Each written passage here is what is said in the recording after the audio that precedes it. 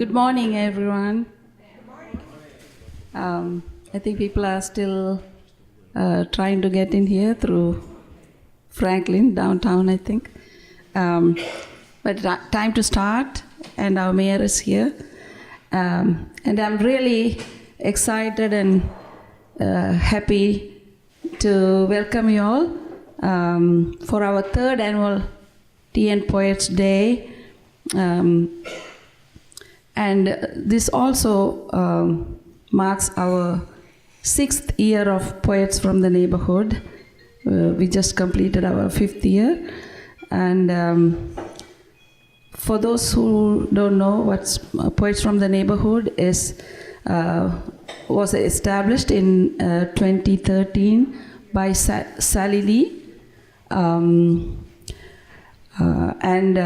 Since 2014, I have been blessed to hold the take the lead, and so we are growing, and we have been bringing the voices and works of local poets on WCTV, and you can watch it every Friday. Thanks to all our local poets and the neighborhood poets in Tennessee for their support and enthusiasm. So we have a event-packed day, so sit and relax and sign up to read some poems. And our keynote poet is our Tennessee Poet Laureate at 11:30. And now we'll invite our mayor of Williamson County, Rogers Anderson, and he is the #1 poet enthusiast. You should hear him, and we are proud to have him here.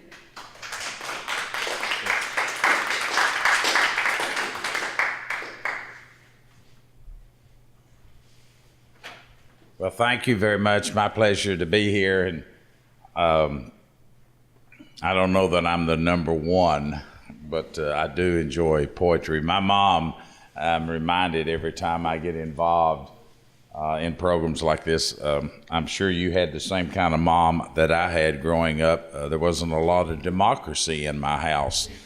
Whatever mom said, you kind of went the way of her wisdom. But every night as a boy growing up, and my parents we were ag growing up, so every night Mom read to us.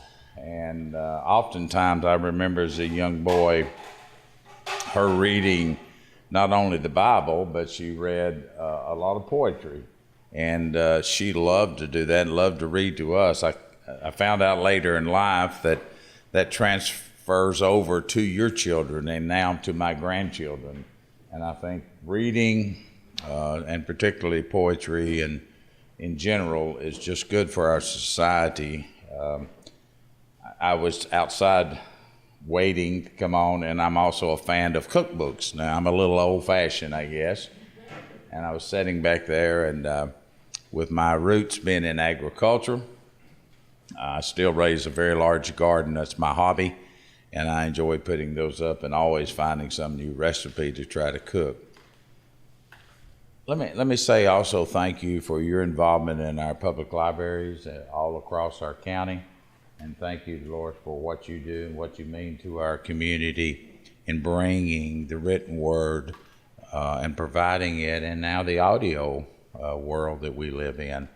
That is so important. Many years ago, I think back 10 or 15, how people were saying the reading is going to go by the way with all the technology, and it's done anything but the opposite. There are many of us that still love to grab a good book and read in the afternoon and the evening to kind of settle down, or during the day, or particularly on vacation. And I think when you talk about poetry, it's a different way of expressing or a different way of reading how you feel. I am not a good writer, but I do love to read. And for your hard work, Doctor, to always keep forward. I'm reminded that over the last 2 days in Nashville, there's 200,000 people screaming and going crazy about the NFL, and that's all well and good for a sales tax base in Davison, and we picked up a lot of it down here. But every single one of those individuals, unlike so many of our grandparents, can read now and express themselves through whether it's contracts or not. I do think they may be a little overpriced individuals, but that's neither here nor there for me. That's my personal opinion. I think Williamson County is blessed in a lot of ways in our community. We have great schools. We have great people. We have many synagogues and churches and places to worship that is good for our community. But above all, we just have people that care and give back, and this is an expression of that today for what you do. Although you don't have a large audience, you'll have more as the day goes by. It is important to keep that above ground and continually plowing forward, knowing that we're doing something good for our community. So thank you. Thank you for your involvement. Thank you for your individual interest, whatever that level that happens to be. I'm a big supporter of what you do here. Thank you for allowing me to say a few words.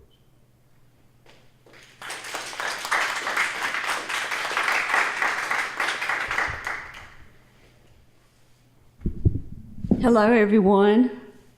For those of you who may not know, I'm Dolores Greenwald. I'm the director of the Williamson County Public Library, and thank you for choosing us today to celebrate National Poetry Month and all of the aspiring poets and published poets. Thank you so much for coming today. I have, and it's kind of like Mayor Anderson. I was not raised in a Democratic household, especially where my grandmother was concerned. But my grandmother and uncle taught me an appreciation of the written word, appreciation of the Bible, and I am forever grateful for that. And really quickly, I would like to share a short poem by Emily Dickinson, and it's tongue-in-cheek, but I think it's very appropriate today, even in our world. So it starts like this. I am nobody. Who are you? Are you nobody too? Then there's a pair of us. Don't tell, they'll advertise, you know. How dreary to be somebody. How public, like a frog, to tell one's name, the lifelong Jude, to an admiring bog. When I saw that recently, I just thought how kind of appropriate it is today. And thanks once again for coming, and enjoy the library and all of the activities you'll have today. Thanks very much.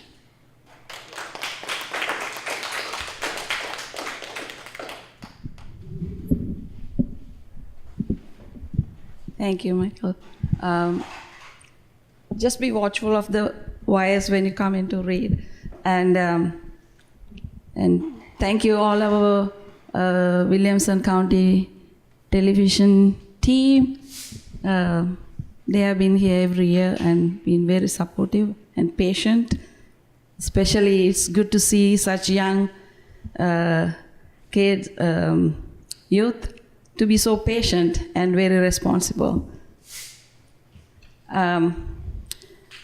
Now we'll move ahead with Poets from the Neighborhood awards, and our mayor will be graciously hand them over. So let's. All right.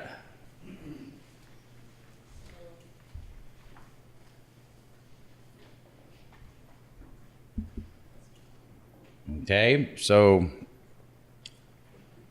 for the team power, we have the Williamson County Television, Tennessee. So if one of the guys would come up, we appreciate your always being here and the efforts that you give us.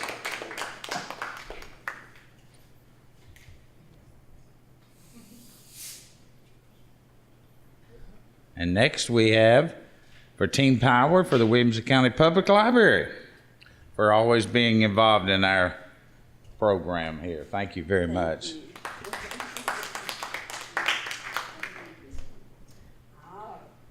I get to do this one. And our special guest speaker,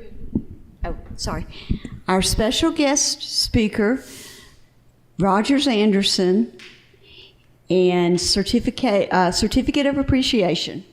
Thank you. And he's awesome, and we are blessed to have him. Absolutely. Thank you.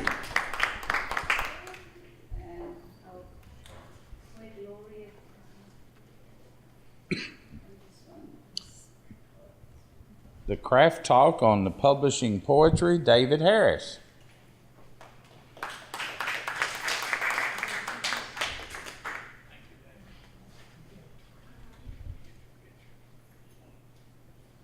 That's going to blend in good with that shirt.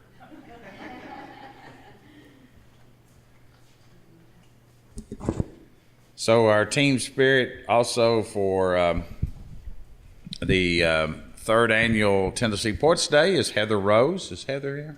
She is not. She's not, babe. I'll take that. Be sure to take it to her. Heather, thank you very much. Absolutely. For Team Spirit, Susie Margaret Ross. You have to come up and get your. You know, there's always somebody in this making sure things are set up right, and we never get enough recognition for that. Thank you. so much. You're welcome.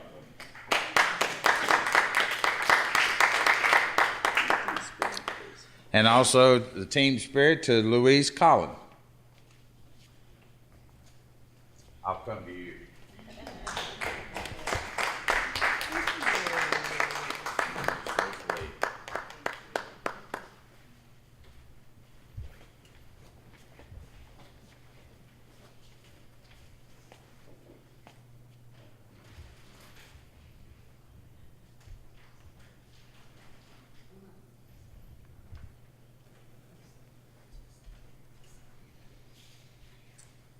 So our keynote poetry is Maggie B. Vaughn. She's not here, but she will also be getting this certificate at a later date. Yeah. So You didn't give a certificate for your husband. next time I will remember. I know he's also. Yes, he is. Thank you. You got one more? Oh, and nothing could be more. That's my husband's insistence. Yes, nothing could. It's how appropriate the way this is written. Making a difference via VIA poetry is our own Dr. We are so proud of you and what you do every year. I'll come out there.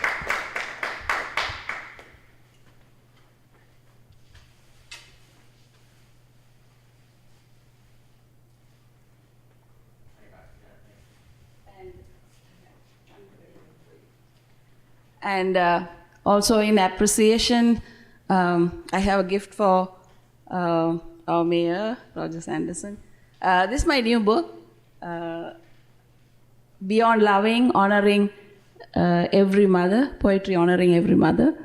And you just heard him what he said, so I know he will appreciate it. Thank you very much. Beyond Loving, Poetry Honoring Every Mother.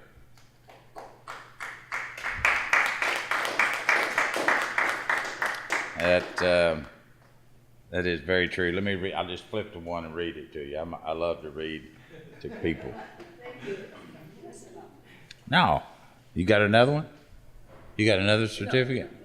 So I'm just going to pick up on plows and rows. Now, I'm an ag boy, so I should be able to do this. Perfect rows, my children say. Rows of strawberries, rows of beans, rows for tomatoes and for herbs.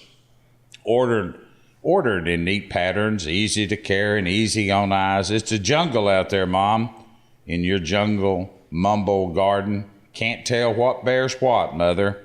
Next year, let us help make plots. Plot perfect rows, I examine. You mean like city blocks? Blazing names in fear of getting lost amidst the business of living near suburbs. Selected, carved. Identity of progress, convenient. Easy on the eyes and easy care.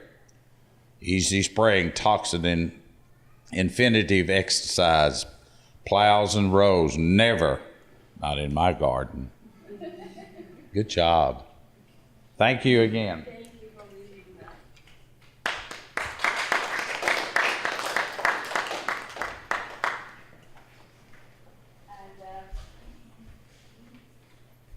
Now, Louise Collin, she's the EMC for the morning open mic poetry, and she'll be calling names for reading.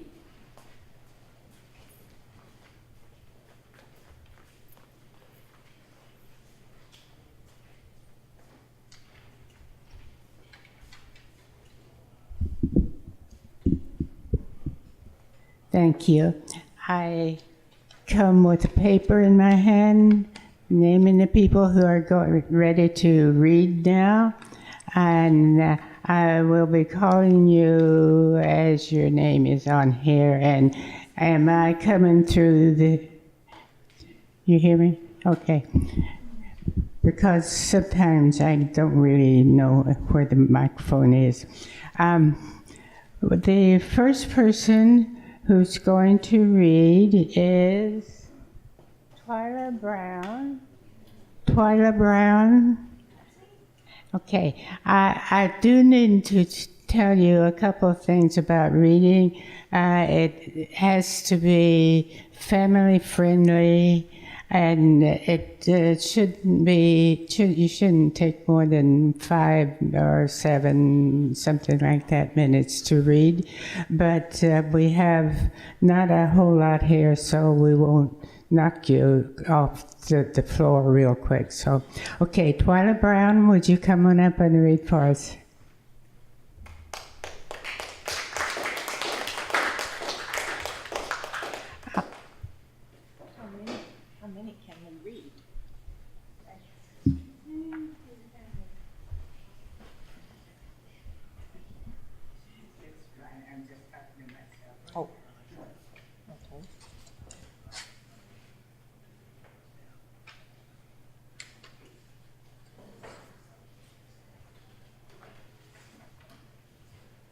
May I read 3? Okay, I'm Twyla.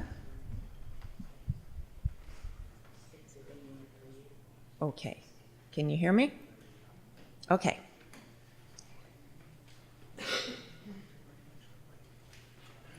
In 1988, a tragedy happened in the town I lived in. A 9-year-old little girl was kidnapped, raped, and murdered.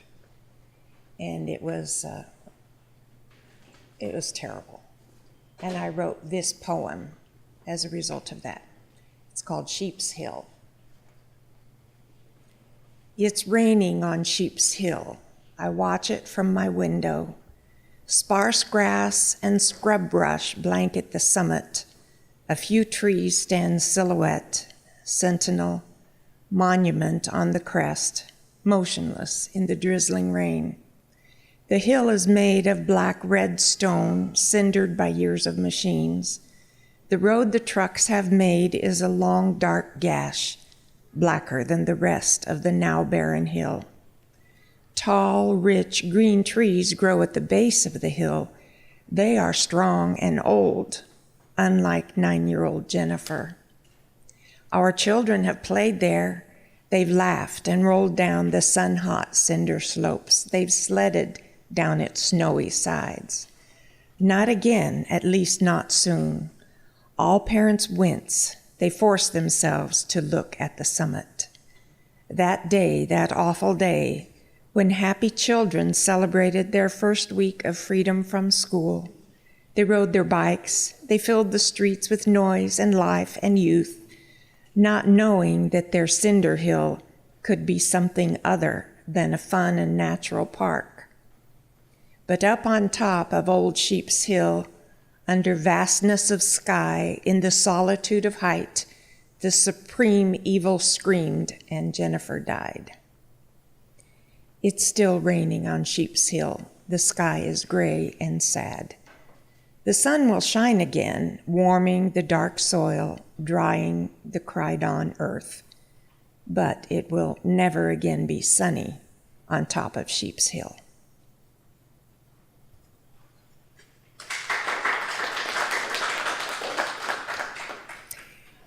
This one is more recent. Calling. I'm calling you, little one, return to me.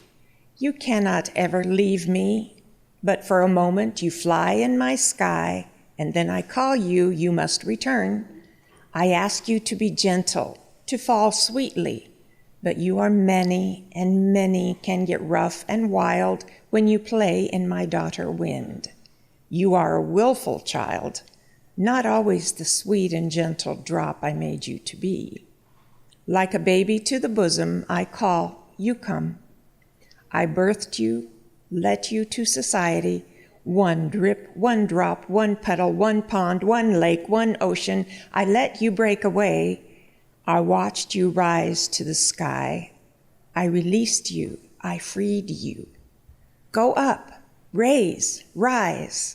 Float, gather, meld, mesh, fly, dance, blow.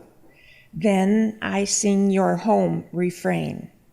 Come, my child, and be the rain.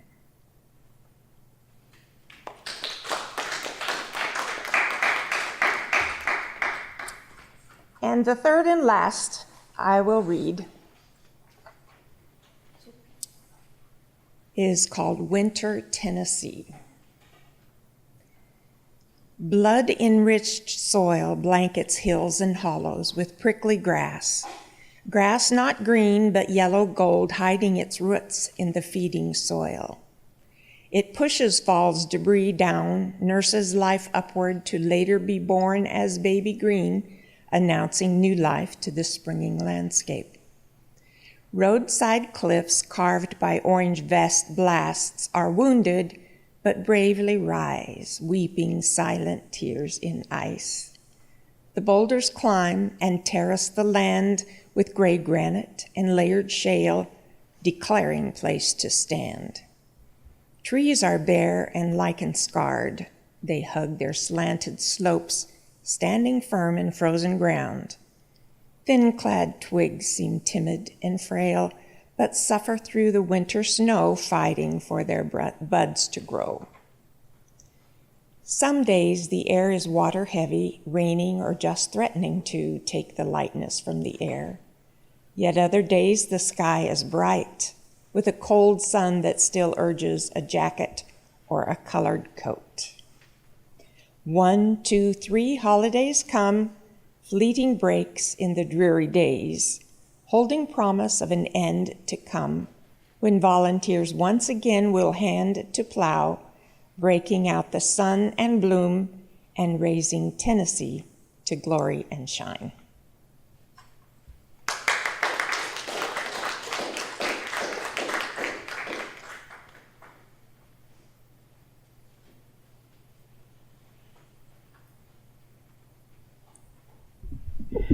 Thank you, Twyla. I am particularly impressed with the last verse of Sheep's Hill. I think that the very heart of writing poetry is finding something to see good or possibility of future good in tragedies. And I really believe that the very best poets and the very best poems are written in this way, even though we write poetry for all different things. The next person coming up is Kay Horn. Kay.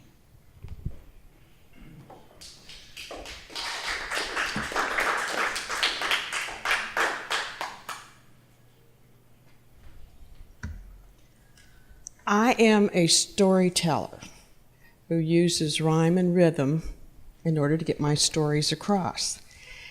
And I have many different areas. One of them is my people stories. I have my animal stories. I have my educational stories. And I have my church lady stories. I'm going to start out with an educational poem, and it's called Meteor Shower. And if we would have had clear skies here a week ago, we could have seen a meteor shower. But this is one that happened in August. I said, it's August the 12th with no cloud in the sky. Let's gather together to watch meteors go by. The show is at its very best at 3 a.m. if we look to the west. So we went to the country, took a turn to the right, set up camp where there was no light. For the best view of the skies surround, we lay on blankets upon the hard ground. We quietly listened to the one in the know who told us about the spectacular show. He said, hurling past on its lopsided run, the comet takes years to come near the sun, scattering behind for our delight cosmic debris that we see tonight. The fiery glow at which we stare is caused by friction, the drag on the air. They asked, we've seen hundreds of meteors this night, but what happens to them at the end of their flight? He answered, most burn up before they meet the ground. That's why you don't find them just lying around. I confess, it was a beautiful sight that made my friends weep, but I missed it all. I fell asleep.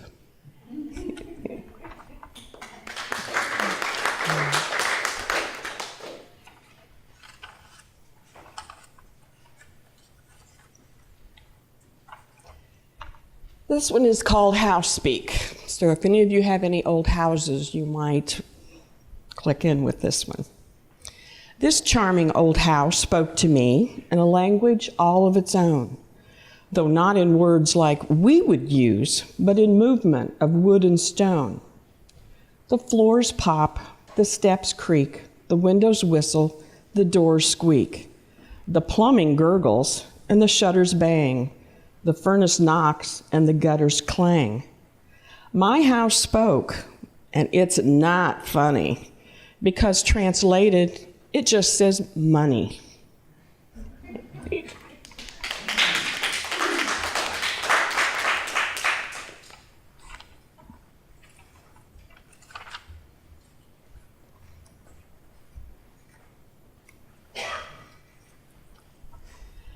This is called prescription walk, so it's RX ... The order was given, prescribed by my doc. Put on your sneakers and go for a walk. She said the endorphins would give me a high. I naively agreed to give it a try. Around the corner and down the block, met my neighbor and started to walk.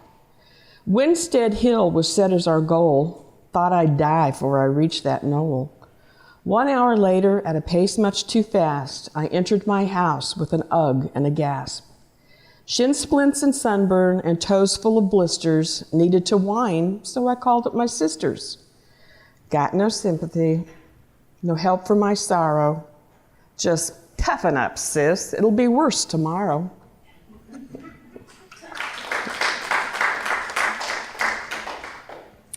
We've recently had several people who have passed on to, we like to think, of heaven. So I wrote this poem for a friend. It's not goodbye. It may be a passing, but it seemed like goodbye. I sat in sorrow with tears and a sigh. I felt anger and a sense of woe. Then God spoke gently. He said, I know. He paused for a moment to give me some time to share this pain with him, the divine. She's with my son, so it's not goodbye. You'll see her again in the blink of my eye. Thank you.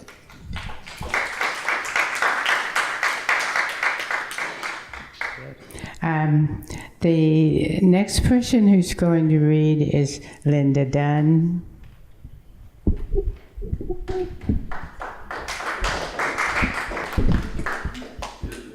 Can you hear me all right? Okay. I wasn't sure how much time we were going to have today, so I just brought one poem, and I'll tell you, it is a draft. Not a first draft by any means, but it is a draft. A couple of months ago, I was at a workshop out at Rockvale Writers Colony, and if you all haven't found out about Rockvale, you need to get online and look it up. It's a wonderful place.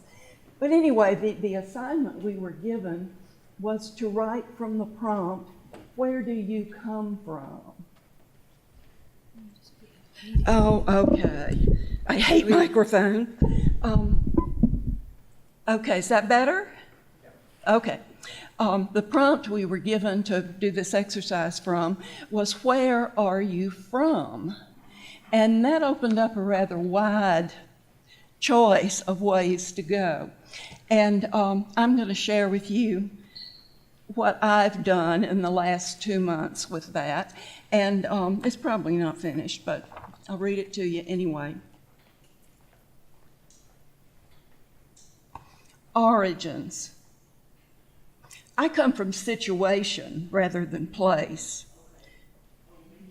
I come from 4 years of a mother's worry over failure to conceive, and from her guilt at her inability to nurse me, her constant fear her only child is going to come to harm. I'm from shelter when I longed for out of doors and watched children play from behind a dusty screen door, never learning how to interact with my peers.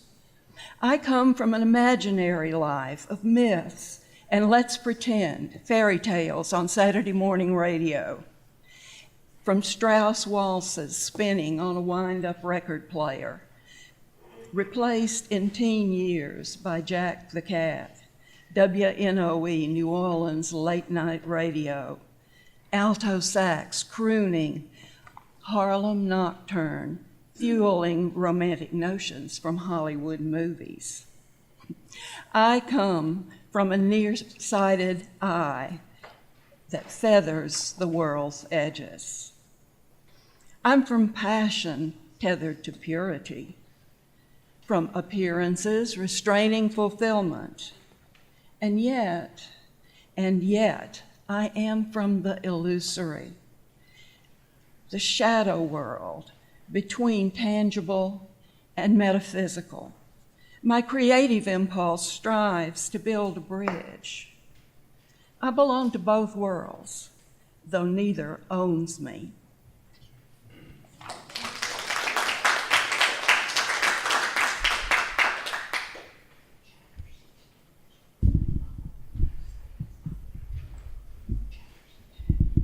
Okay, that was just a sample. If you would like to read more of Linda's poetry, she has some books back there that she wrote, I believe, last year. Is it last year you wrote? Okay. And she will be very happy to share a book with you. All you have to do is cross her hand with silver, and it's all yours. Okay. Next, we have Bruce Jennings.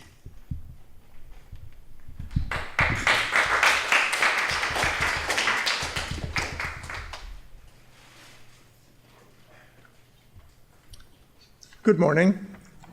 I have 4 short poems that I'd like to share with you this morning. And in my mind, they form 2 pairs. 2 of them are trying to deal with questions of relationship, responsibility, self-identity, praise and blame in the context of family.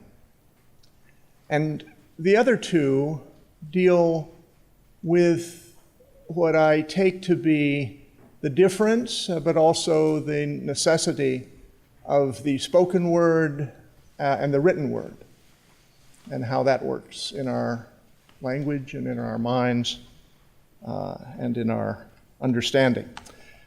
2 footnotes I should start with, because I didn't know this until very recently, and maybe a couple people in here won't know it either. Momus is the Roman god of fault-finding, and Ötzi is the name that was given to a frozen human corpse that was very well preserved and uncovered with global warming and the melting of the glacier ice in the Alps in 1992, almost 6,000 years old. So much for that. The first poem is called The Weight of Assignment. Assignments come into your hands, expected or not, bidden or not. Assignments must be grasped by hands, strong or not, dry or not. They emerge out of heritage to encumber with the pressure of memory and the promise. They bring belonging no matter when they come. If you are by yourself, you are not alone. When 10 lift a heavy object, it is not 10 liftings, but 1, even though the 1 lift exists only through the lifting 10. At my grandfather's funeral, though only 10, I held the weight of assignment as a pallbearer. I stood as straight as I could at the handle, left side middle, between uncle and father. For that day, the bearing of those of us who bore him mattered. There were no rolling carts then, no mechanical things to come between and relieve my hands and the lifting. Even a grandson with thin biceps has a place in the future of the living family and in the ordering of death. Although the handle was cold, my hands were sweaty, and I remember watching more than being watched, gazing across the coffin, looking for the silent sign to tense, listening for the rustle of cloth as the first arm moved. I lifted with the unison.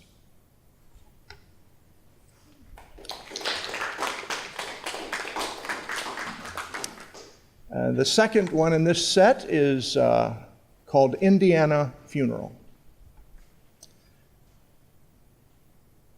And it begins with a little epigraph from Epictetus. What upsets people is not things themselves, but their theories about things. A death in the family opened a window and took me back again to the flat land, chiseled by glaciers bellowing beneath an ice age sky as they gorged the Great Lakes out. Fashioned in that place of duty, the old Protestant kind, I was beyond the usual motives that lead one to attend a funeral: curiosity, loneliness, nostalgia, or so I said. In truth, these feelings are always with me, like insistent cats who smell a fish. What is truly missing from the morrow of my life is the courage to give myself over to others or to a situation without remainder. Putting long separation to rest, opened a window, and I glimpsed myself in the transparent trust of people who cut the falsely magnified down to size in the reflection of wide, deep lakes. Returning to New York, city of my opaque life, I found myself once more finding fault and shutting windows in the jagged land of Momus, under whose magnifying gaze one becomes shop-worn from being turned inside out, just in case there is a weak seam, a shoddy stitch, or uneven hem hiding somewhere to take advantage.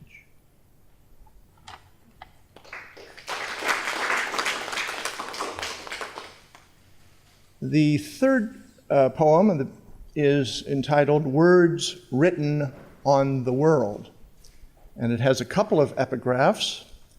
One is from John, the first chapter, verse 14. In the beginning was the Word, and the Word was made flesh and dwelt among us. And then a quotation from William Wordsworth. Words are too awful an instrument for good and evil to be trifled with. They hold above all other external powers a dominion over thoughts. Spoken words begin in vibrations that fade quickly, if they do, and end in resonance gone still. Yet most are heard, if at all, in the way things of air and ear, echoing loon, departing child's sob, are heard. Written words begin in animal flesh, plant fiber, soil pigment, that are merely in transit, like speech unless dried, stretched, encoded by signing mind and dyer's hand.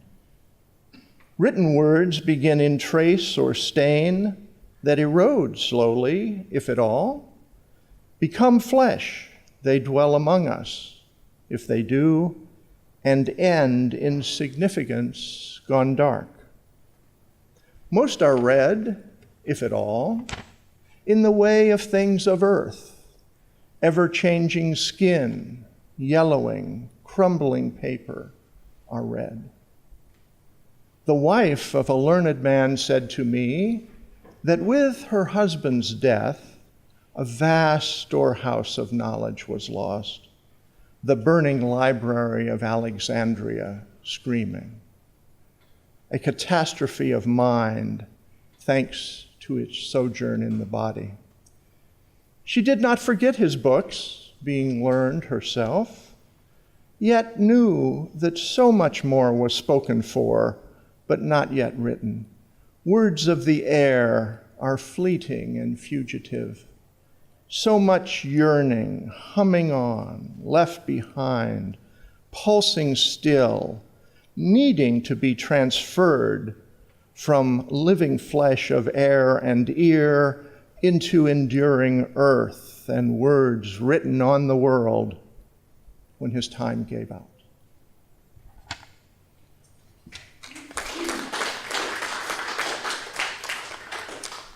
And the final one is entitled Ötzi's Secret. When Ötzi, who lived 5,300 years ago, was uncovered by receding ice high in the Alps, his flesh was found to be wonderfully preserved, but his words were gone. From his DNA, we can trace his line to relatives today. From his stomach contents, we can see what he ate and what infested him. From the clothes he wore, we can imagine the cold he felt. From the things he carried, we can guess what worried him.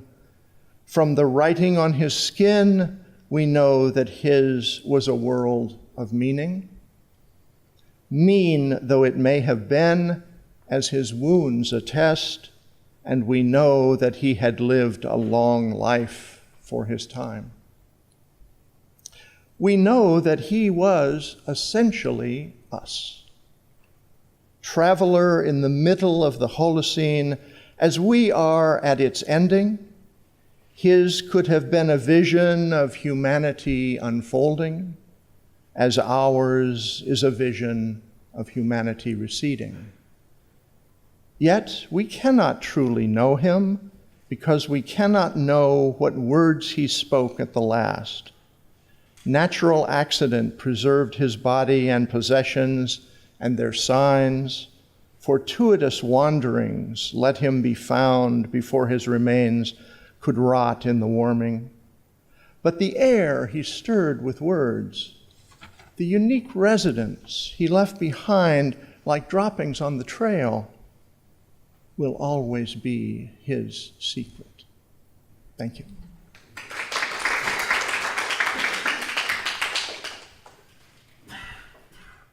You know, poets have a habit of taking other poets' work apart and finding sometimes maybe one line that stays with you that kind of settles itself in your head and grows to be part of you.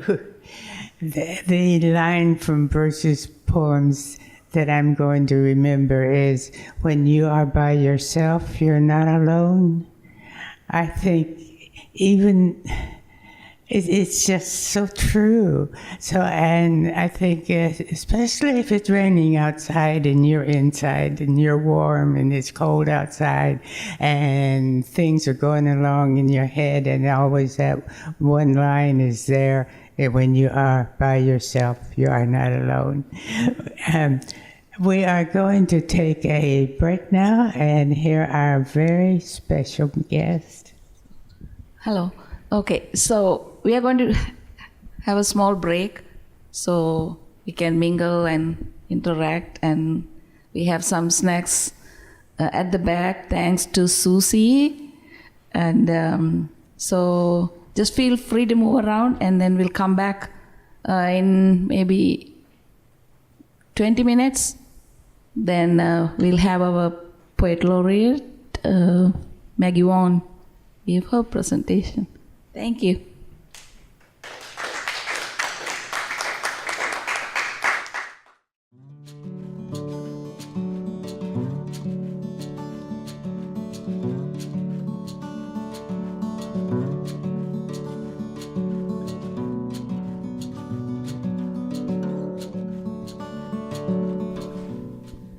Welcome back. So you all are ready for a great poetry, and I present our Tennessee Poet Laureate, Maggie Vaughn. Thank you so much. What a pleasure it is to be here and speak to all of you. And Bill, I've known Bill and Jeff over here. Now, Jeff and I have fought many years over poetry. He said to me one time, I was with my editor, and he said, you remind me so much. Who was the poet you said? I think you're making up something. No, I'm not. I'm not making up anything.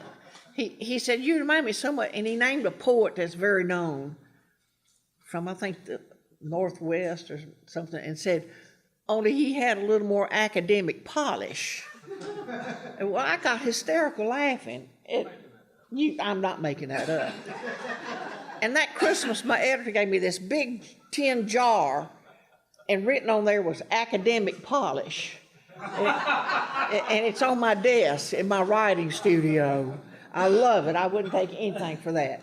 So, he and I go back a long time, and with Bill. Only Bill doesn't argue with me, but Jeff does. But that's okay. Poets argue.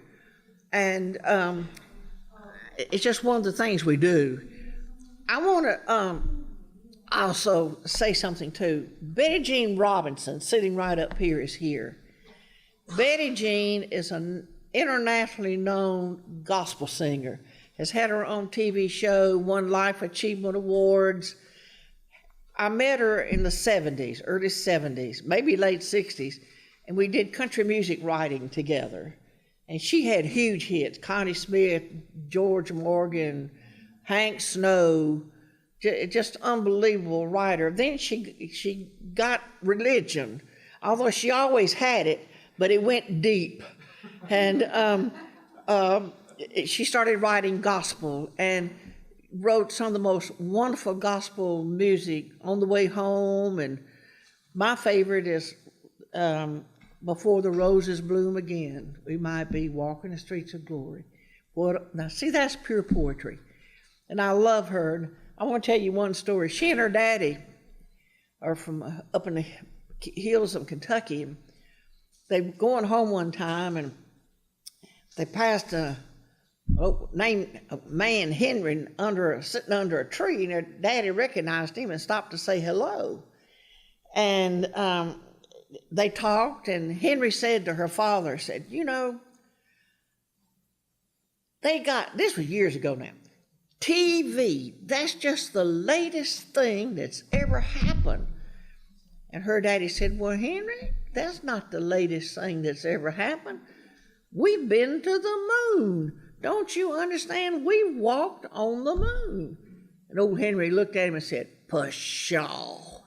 I love that. I mean, you know, if you just stop and talk to people, you get all kinds of stories and language and ideas, and someday I'm going to write that. But that's one of my favorite stories, and she and I go back so far together, and traveled with her some, and to Ohio when she did a gospel music thing, and been to church with her, and I just wanted to recognize her, because sometimes people spend their lives doing things and accomplishing things, and they don't maybe are not known by certain people. And poets don't tend to get into the gospel music too much, but I love it. I absolutely love it. And I want to say that to poets, you know, I'm going to do some readings, but I want to talk to you a little bit, just heart to heart. First of all, you got to find your voice. That's so important. I found mine in the 2nd grade, listening to country music, the way they could turn a phrase. They were doing metaphors and similes, and now they didn't know it. Of course, in 2nd grade, I didn't know what one was. All I knew is, wow, what did they just say? The way they said it. And you've heard me say this so many times if you've heard me speak. In the 3rd grade, I went to Mama, and I had my piece of paper, and I said, Mama, I want to be a poet and a songwriter. Here's my first song. And Mama looked at it, and it read, here I sit alone at the bar. And Mama looked down and said, are you sure you don't want to be a nurse? I said, no, Mama, I want to be a poet and a songwriter. And I kept that dream. I dreamed it all those years. And in 1982, I quit my career. I was with the newspaper there in Nashville, the Banner and the Tennessean, in their advertising department. And I thought, this is not what I'm supposed to be doing in life. This is not what my calling is. And I got up and quit my job and moved to Bell Buckle. Bell Buckle called to me. If you've never been to Bell Buckle, come. It's like a magnet. If you fit in, you stay. If you don't fit in, you leave. We're a bunch of original kooks there, I'm telling you. It's unbelievable, but we take care of each other. And I wouldn't take anything for Bell Buckle. And that's where I'll be to the day I pass away. And then they'll take me to Murfreesboro and put me in the ground next to Mom and Daddy. But that's where I am now. And I invite all of you to please come see me anytime you want to. My house is like Grand Central Station. People coming and going all the time. From New York to California, it's unbelievable. I don't know where they've heard of me, but somewhere someone has said something, and they say, we just got to meet you. And I've tried to help so many people. I think that's my duty as the poet laureate. I'm giving it up next year. I've tried to do it, tried to give it up before. You can ask Bill. I told Bill several years ago, I need to get up. He said, no, you can't, Maggie. You're the Tennessee poet of the people. And So, but next year I will have had it 25 years, and that's too long. I'm 80, be 81 this summer, and I'm in a wheelchair. I've had breast cancer and kidney cancer, but it's the diabetes that got me down. And here I've eaten all this chocolate. You know, I can't help it. I wish they had I know they have the Alcoholics Anonymous and all that, but they need to have a chocolate Anonymous.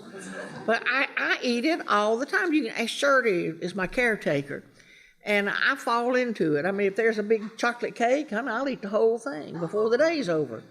I love it. But I can't help it. If I go out, I go out. I go out happy, you know. But writing, I've known all my life I wanted to be a writer. And like I say, I listen to country music. Oh, the way they could say something. I mean, like, pick me up on your way down. I mean, I love this one. It was always so easy to find an unhappy woman till I started looking for mine. Now, you just think about that, you know? The way they could turn a phrase, it's just, and the way they could use similes and metaphors, like the race is on, here comes pride at the backstretch, heartaches going to the inside, you know, it's just the way they could say things. And I trained my ear to that. And so I'm kind of a country poet. Now I can write some uptown stuff, but it's even my uptown stuff's country. It's got that simple language. I used to be very intimidated when I'd go, and because I'd read with these academics, and I'd think, oh, golly, I don't know those big words, what they're saying, but yet, time that comes for selling books, there'd be 3 in their line, and everybody else would be in my line, and it made me feel good. And like the first poet annual thing that they had back then, we don't have them much anymore, but was held in New Hampshire, and I think New Hampshire, Massachusetts, somewhere up in there. Rhode Island, no, that was the third one. But anyway, I was the only one there that wasn't an academic, I think. And I thought, oh, me, you know. But I was the one that got mentioned in the New York Times. So you see, you just believe in yourself. Believe in what you write. If whether you write academic, country, middle of the road, whatever you write, believe in it. Find your voice, and people will find you. I promise you that. I wouldn't take anything for what I do, and I've been doing it now for a long time. And if you want to starve, be a poet. You know, I quit my job. I was 42 years old. I'm 80, be 81 this summer. But I moved to Bell Buckle, went to the bank, just parked the car, knew nobody. Went in, saw an officer there, and I said, my name's Maggie Vaughn. I've moved to Bell Buckle, and I found a little house I want. I don't have a job. I don't have any savings. I don't have any income. I have nothing. But if you'll finance this little house, I'll never take bankruptcy on you. And there was an older man standing there, and he said, give her anything she wants.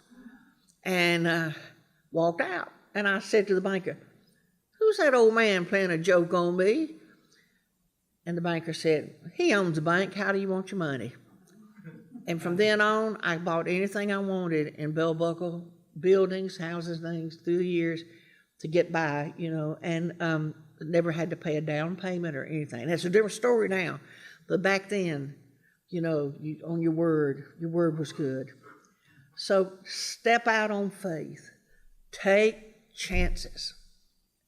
My mother nearly had a fit when I quit my job. I mean, it stroked her out practically. She said, you've given up a career, money, all this to move to a town called Bell Buckle and be a poet?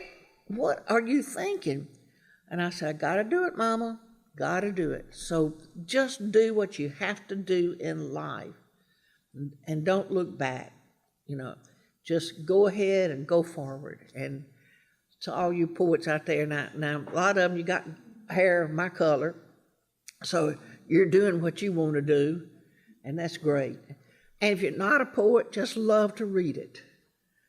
Just love poetry, because to me, it's the word, for me, and for other poets, I think, For Betty Jean, it's the Bible, but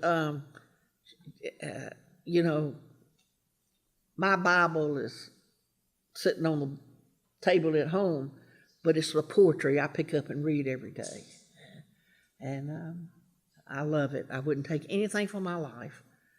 Like I say, I'll be 81, and I don't have any regrets. Okay, time to read. Shirley's saying, read. You bored, Shirley? She's heard all this. She has to live there and take care of me.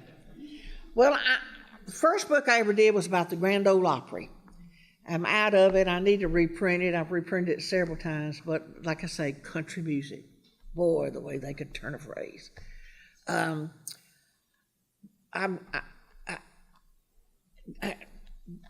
Like I say, find your voice. So the second book was Light in the Kitchen Window. I wrote my life type in here, things that we did when I was growing up. And this particular book has sold over 10,000 copies. And it's only because people say, oh, you wrote my life, Maggie. You wrote what I grew up with. You see, if they relate to it, they'll buy the book. And if you want to sell books. So I want to read a couple poems out of here. I'm going to read you my most requested poem. And, oh, Lord, you've heard it so many times, those that's in here that know me. But you'll hear the country music in here all the time. It's called, Is That You, Mama? Is that you, Mama, that just put a hand to my brow? And today when I couldn't work things out, was that you who showed me how? Was that you, Mama, who just turned on the porch light? You always had one at night. You always had one on to keep me safe at night. Was that you by the stove cooking beans and cornbread? And was that you during the night standing watch beside my bed? Was that you, Mama, who knocked that old bumblebee away, and you who called me in for supper when I came in from play? I know I felt you kiss my knee when I bumped it on a chair. And, Mama, when I knelt to pray, was that you listening there? Is that you, Mama, was that you? Did God let you come home to me? Or maybe you never left. I was just too blind to see. Or was it I felt so bad today, and you knew I needed you, and God let you visit for just a day or two? Well, Mama, I'm okay now. You tell the Lord I said hi. Was that you, Mama, that just kissed me by?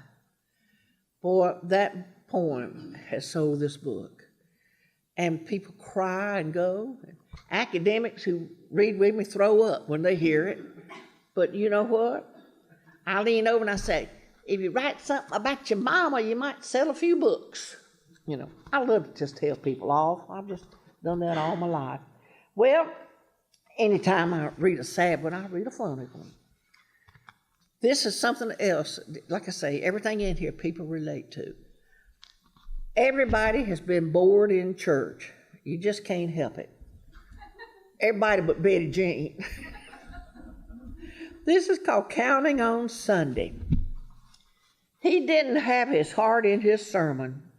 If he did, it didn't show up in any enthusiasm in his voice, and I didn't have my restless soul in church. If I did, I wouldn't have counted the 823 bricks on the wall outside of one of the 48 window panes behind the 16 white shutters that helped shade the sunlight off of 11 crosses, 2 brass, 4 on cloth, 1 on plaque that's nailed to the rail that leads to the wooden one that's carved on the altar just left of the wooden one, the holes of page numbers that face the one in concrete on the baptismal font that stands beside the organist who is married to the preacher who has a silver one hanging around his neck as he speaks to 10 women, 8 men, and 4 children who sit in 21 pews that hold 161 hymn books under 78 electric candles that shine on 5 doorknobs and 2 flags that stand over 11 eyeglasses, 7 necklaces, 2 flower arrangements, one hair bow, one bow tie, one silver beret, and a sermon in a pear tree. So, you see, you identify with that. You see, I counted every one of these things. This is one time when I was in an Episcopal church. I'm a Methodist. I was born into the Church of Christ, but they had too many rules, so I became a Methodist. They had less rules. Then I went to the Episcopalian. They have no rules at all. But I've gone back to my Methodist roots. But it's hard to go to church now because of the wheelchair. And I live right next door to a Southern Baptist church in Bell Buckle. Please come see me in Bell Buckle again. The Southern Baptist, but I used to go over there some. Then I got mad at the preacher, and every Wednesday night in Bell Buckle, Wednesday night before Thanksgiving, all the churches got together, and he got up and that Sunday and said to his congregation, "There's no way I'm gonna go over there in that Methodist church and hear a woman preach." At the time, we had a woman preacher there at the Methodist church. I mean, I was furious, and I got up and walked out. So not long ago, I ran into him, been years, although I live next door. He said, "Maggie, where have you been?" And we were at a wake. A friend of ours had died, a mutual friend, and he was sitting with his wife and some women church members. He said, you never come to church over here anymore. I said, "That's because you're crazy as hell." And the women just fell out laughing. They knew what I was talking about. I'm not going to listen to it, you know. Time. Time has two hands, one that sweeps out the past to make room for the future, and one that clutches to preserve the past. One hand is moved by the brain, the other by the heart. Both mean well. Like I say, this is about growing up, childhood Christmas. This is one that's a little more serious, but it was from my childhood, prejudiced. We had measles and chicken pox and all those other childhood diseases that kept you out of school a few days. However, when there was one disease that was so contagious, it kept some out of school for years. Prejudice was airborne and spread throughout the country, numbing hearts and crippling minds. It's a white man's disease with no cure in sight. It was easy to catch. You could get it in any picture show, church, bus, or home. Parents infected us at an early age. We came down with it as soon as we grew out of innocence. Blacks were terrified of it. They had a right to be. If they got too close, it could kill them. I was born in Tennessee, but I grew up in Mississippi, and I saw a lot of prejudice there. And I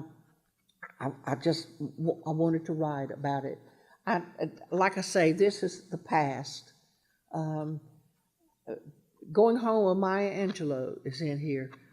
You know, things happen in your life. I was invited to her home in the Carolinas for lunch at Maya's. Bill Moyers came to Bell Buckle. Bill Moyers of PBS, New York, and looked me up. I sat on a bench downtown and read poetry to him. And a huge crowd gathered, not because of me, but because of him. And he has been so complimentary. He's given me several blurbs for books and talking about my writing. And, you know, you just never know. Mark Twain, I'm the only poet to receive a Mark Twain fellowship. The rest of them were biographers that would write, and I got to spend his home in Elmira, where he did his writing. And there I am sitting on the porch. My editor did a kind of a trick photography with him sitting in the same porch and chair with me talking to him. And you won't believe the people that say, "I didn't know you knew Mark Twain." And I say, "Yeah, Abraham Lincoln introduced us." You know, I mean, it's... Well, anyway, you know, things, like I say, you never know what's going to happen to you in life when you step out on faith. And what a rich life I've had. No money, but rich in memories and people I've met. And I do have a home, you know, and I wouldn't take anything from my life. It's just been incredible Mark Twain loved cats. And like Hemingway's cats are still there in Florida at his home. Twain's cats have come down through the years. And he had a study that was back of the house. His sister-in-law owned the home there in Elmira. And it was about as far from here, half a mile down the road from the big house. But they called it their summer home. That's how distance back then meant. And the home where he wrote was the summer house. And because he smoked those big cigars, his sister-in-law built him a studio up on the knob there. The studio has now been moved to the campus of the Elmira College. And I got to write in his studio, sleep in his bed, sit at his kitchen table, had Thanksgiving dinner at the big dining room table. It was something, Carol and I were there, my editor, and our Thanksgiving dinner was bologna sandwiches.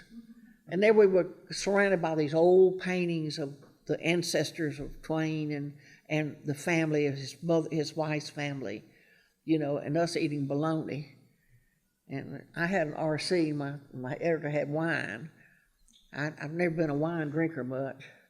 Boy, my youth, I put away that vodka. Woo, that's probably why I'm in a wheelchair. This is called Feline Friends. Mr. Clements, I understand that you would summon the children to your quiet zone with the blowing of a horn. Your feline friends could interrupt you at any time. The pitter-patter pause from the barn to your study was always welcome. Somehow I knew you were a cat person. Cats have their own term. They're independent as the 4th of July. They have inquisitive minds, and they couldn't care less if your nouns were plural or singular, your negatives were double, your modifiers got misplaced, your verbs agreed with anything, your participles dangled to Jerusalem, or your infinitives split the eastern sky. Cats don't like rules. They just cover them up like they do their business. And he loved his cats, and that's why. They don't care. They'd sit on his head. His children, he only outlived one child. He had several children. And his sister-in-law had children. That's why they went there in the summer, so the children could play together and he could write. And he would summon the children at the end of the day, his writing day, and he'd read with a horn, and he would read them what he'd written. But the cats could come and go at any time. And you know, if you've got a cat, they rule the house. I have one that allows me to live there. I saw something the other day said, friends, dogs have owners, masters. That was it. Who said that? Yeah, dogs have masters, cats have a staff, and that's true. But anyway, this is me sitting in that house, talking to him. I saw him everywhere I went. The library, his study. I wrote in his study. It was just amazing.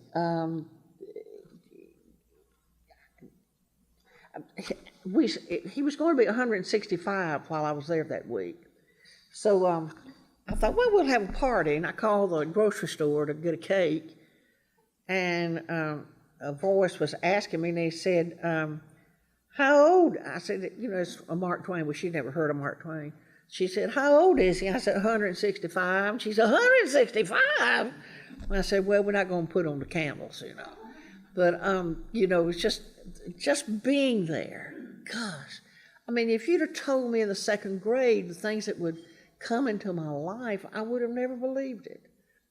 I didn't even know who Mark Twain was in the second grade, you know. But my mother, I'll read you this if I can find it, Lord.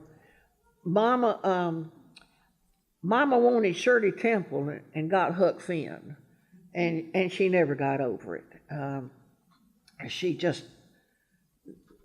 I was just a tomboy and I couldn't have it. You know, she just, well, let me find that. Some in here, I don't know where it is, but anyway, I wrote a poem talking to someone, and I said, you know, that's like your mother wanting Shakespeare and getting Huck Finn, and I was Huck Finn, which brings a lot to your life. I was never snooty. We never had anything. We were very poor. My daddy died when I was 9 months old, and my brother was born 3 months later. And Mama had to work all of her life. But growing up in those conditions, it makes you a person, I have friends who had everything, and they went on to marry and have children.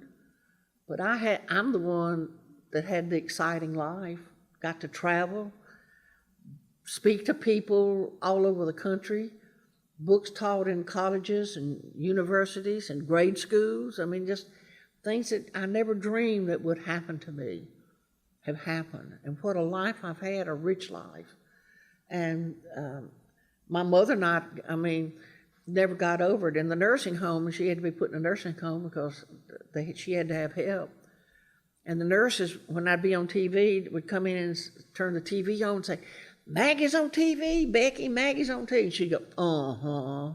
Couldn't care less, She wasn't impressed at all. And which I don't care. I loved my mama, and I've had a good life. And I want you to have a good life. I want you to do what you want to do in life. This is a book about Mama. She was so pretty, but boy, she had it hard. But this is about growing up. This is not poetry. This is stories. Here's one about Mother's Day. My little brother and I think she gave me $5 to get her Mother's Day present. At the time we were in Mississippi, and we were over in Gulfport, but we were over in Biloxi for some reason. Went into Woolworth, and they had talcum powder on sale for 5 cents a can. And we had $5, and we bought every one. Not knowing, just thought this was the greatest thing there ever was. We went out with 5 huge bags of talcum powder. And Mama thought, what in the world have they bought for $5? And sure enough, on Mother's Day, we gave it to her. And poor Mama had to give it away out the back door to friends and everything, just to get rid of it. And it's just things that's happened in my life that probably have happened in yours. I wouldn't, like I say, I wouldn't take anything for my life. This is my latest book. I'm working on a couple now. It's harder to do as you get older because I can't find a typist. So I'm getting one of those. If anybody knows about computers, I have a computer, but I can turn one off and on. But I understand they've got one now you can speak into it, and it records everything, and then you just let your typist hear it, and they can type it without you being there. And I need to do that. This is called Out of the Box. I was born out of the box. Knew it from the beginning, and I'm going to read you a first poem in here. Now, this is far from Is That You, Mama? But, it's still simple.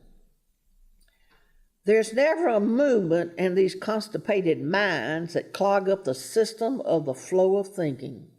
It's there in politics, religion, education, science, and any other regular day of passing ideas around. They go to the bowels of their measurement of thinking and not give an inch. America needs a good flushing of meanness that stinks like stale concepts. These constipated minds sit on the thrones and refuse to wipe their minds to a clean slate where anal ideas can be dropped in a room and rigid becomes relaxed. There should be a mental laxative. Oh, I forgot, there is. It's called enlightenment. So, anyway. Let's see.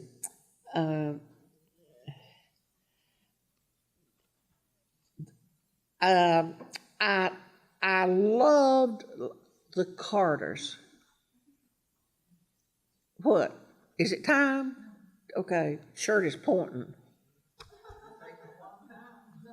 Well, anyway, I love the Carter family. And Marty Stewart brought Jeanette Carter to the Ryman years ago. Now A.P. Carter was the big song catcher. Oh my gosh, from Virginia. He's the one who went out in the hills and brought all that folk music, and country music really started up in there and moved to Bristol and then to Nashville and on across America. In 1925, WSM became Clear Channel, and all those country people in the mountains, people heard country music, and it just boomed. And it's, like I say, it told stories of their lives. And Jeanette got up, she was about 85, I guess, or older, and she invited people to come. You know, in the South, that's what we do. Y'all come see me. That's what we say, and we mean it.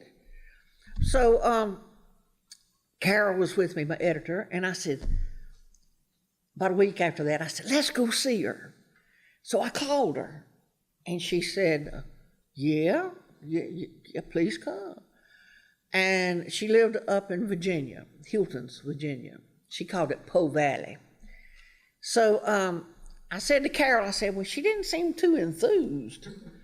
And she said, oh, that's just, you know, country, you know. So when we got there, she met us at the door. And she said, well, now see, this was the Carter family. She was June Carter's aunt. And June was married to Johnny Cash. And she said, well, I called Johnny, and he said he knowed you and you was mighty fine. And boy, from then, we were in.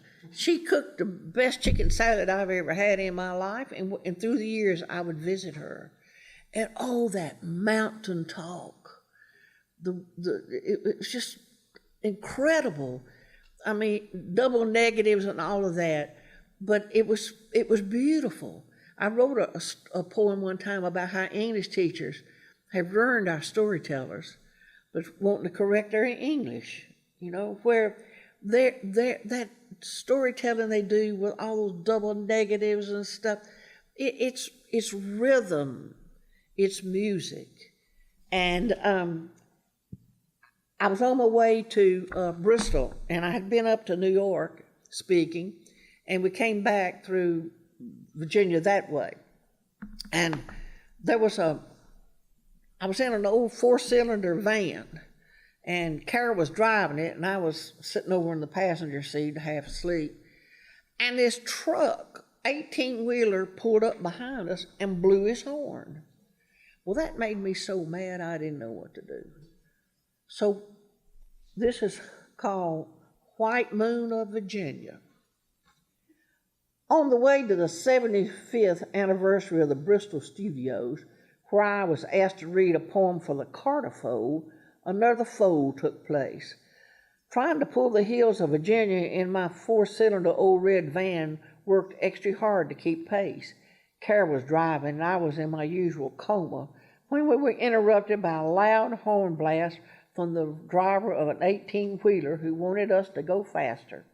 We thought him rude, so he could pass us at any time, but he chose to pass us in a tunnel going I don't know how many miles an hour. Bill Monroe's Blue Moon of Kentucky was playing in the background. As we exited the title, I said, Carol, keep up ahead. It was there, then I opened the window, got on my knees, and positioned my butt just as the trucker approached upon the right-hand side. It might have been Blue Moon of Kentucky on the radio, but it was the White Moon of Virginia coming out of the window. And that night, Carol told Jeanette that, and Jeanette got up and told everybody in the audience, honey, that I had mooned a trucker. And it, Lord, you just never know, honey. I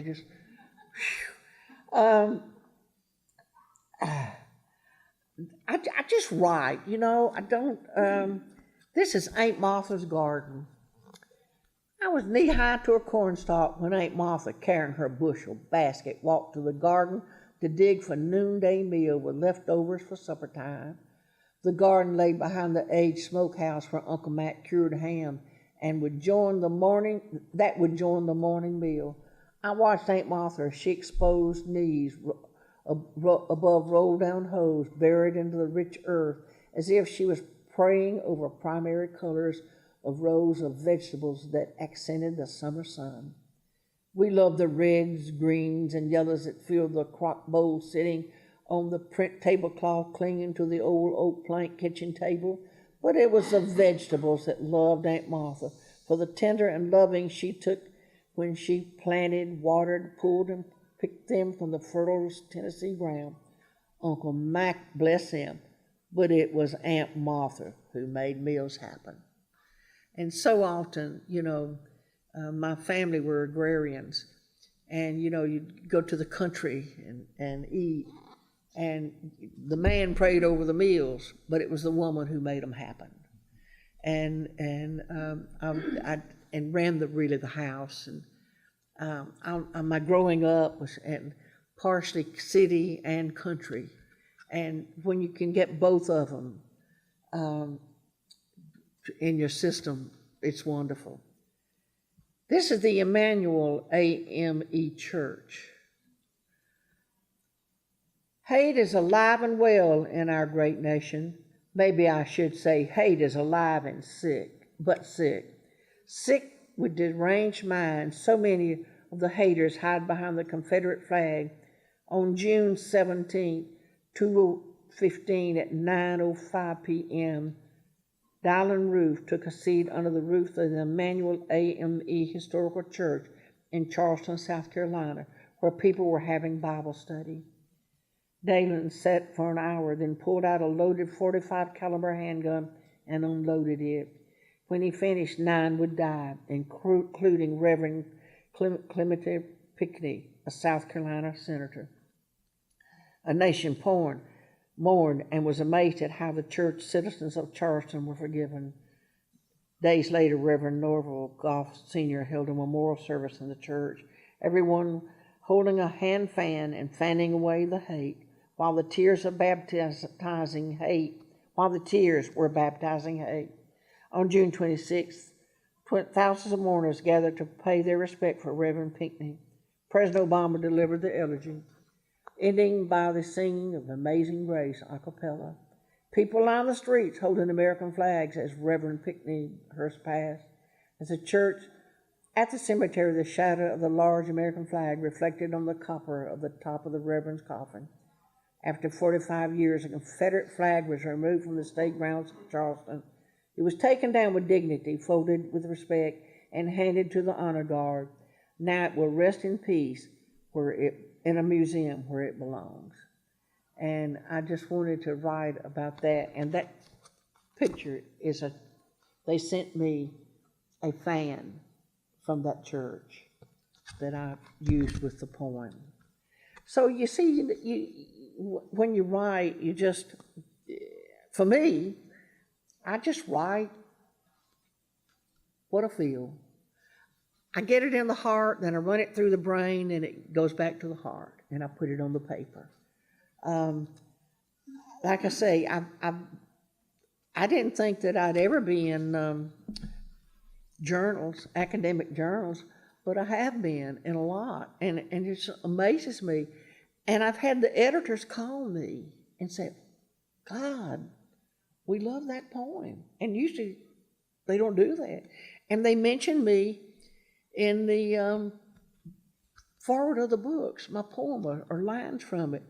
And like I say, growing up, I never knew this would happen. And then after I became the poet, I thought, well, I don't have it. I don't have what these academics have, which I'm glad they have it. Yeah, but I've been able to be recognized just from simple language. And I think it surprises them because maybe they haven't heard a lot of simple language. And I don't know. This is Mrs. Osborne's hands. When I was 12, I saw the war through Audie Murphy's eyes. Over 50 years later, I saw it through Mrs. Osborne's hands. She sat 2 seats down in a row in front of me watching the movie Pearl Harbor. I watched her cup her hands over her saucer eyes to hide the pain. She repeatedly placed her fingers over knuckles in a praying position over her mouth and then wiped tears from her cheeks that held her thin, wire-rimmed glasses. The movie told its story.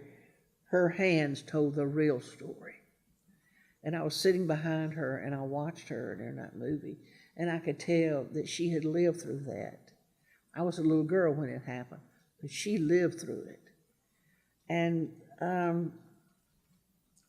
sometimes I stumble when I'm reading because I only have one eye, and with the diabetes, the other one, honey, is not too good a shape. Like I say, but here's the candy I've had, and I'll eat some more before I leave.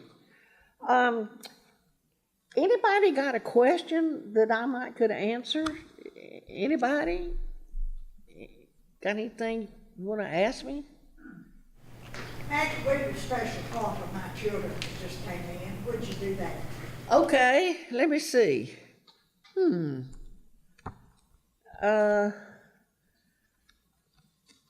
Let me find one here that. No, I don't write much profanity. Now and then.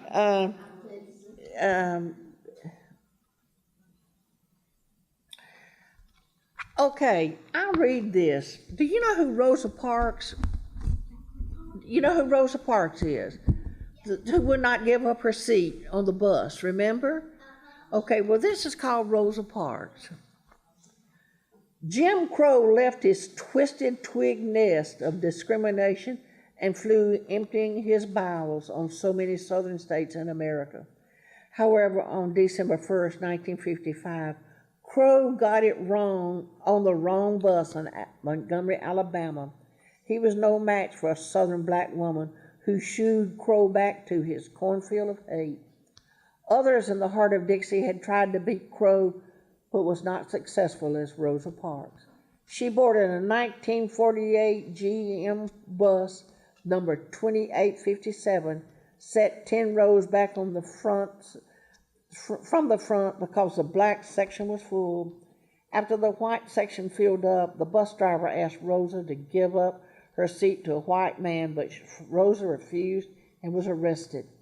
Because of this, a boycott was formed and lasted 382 days.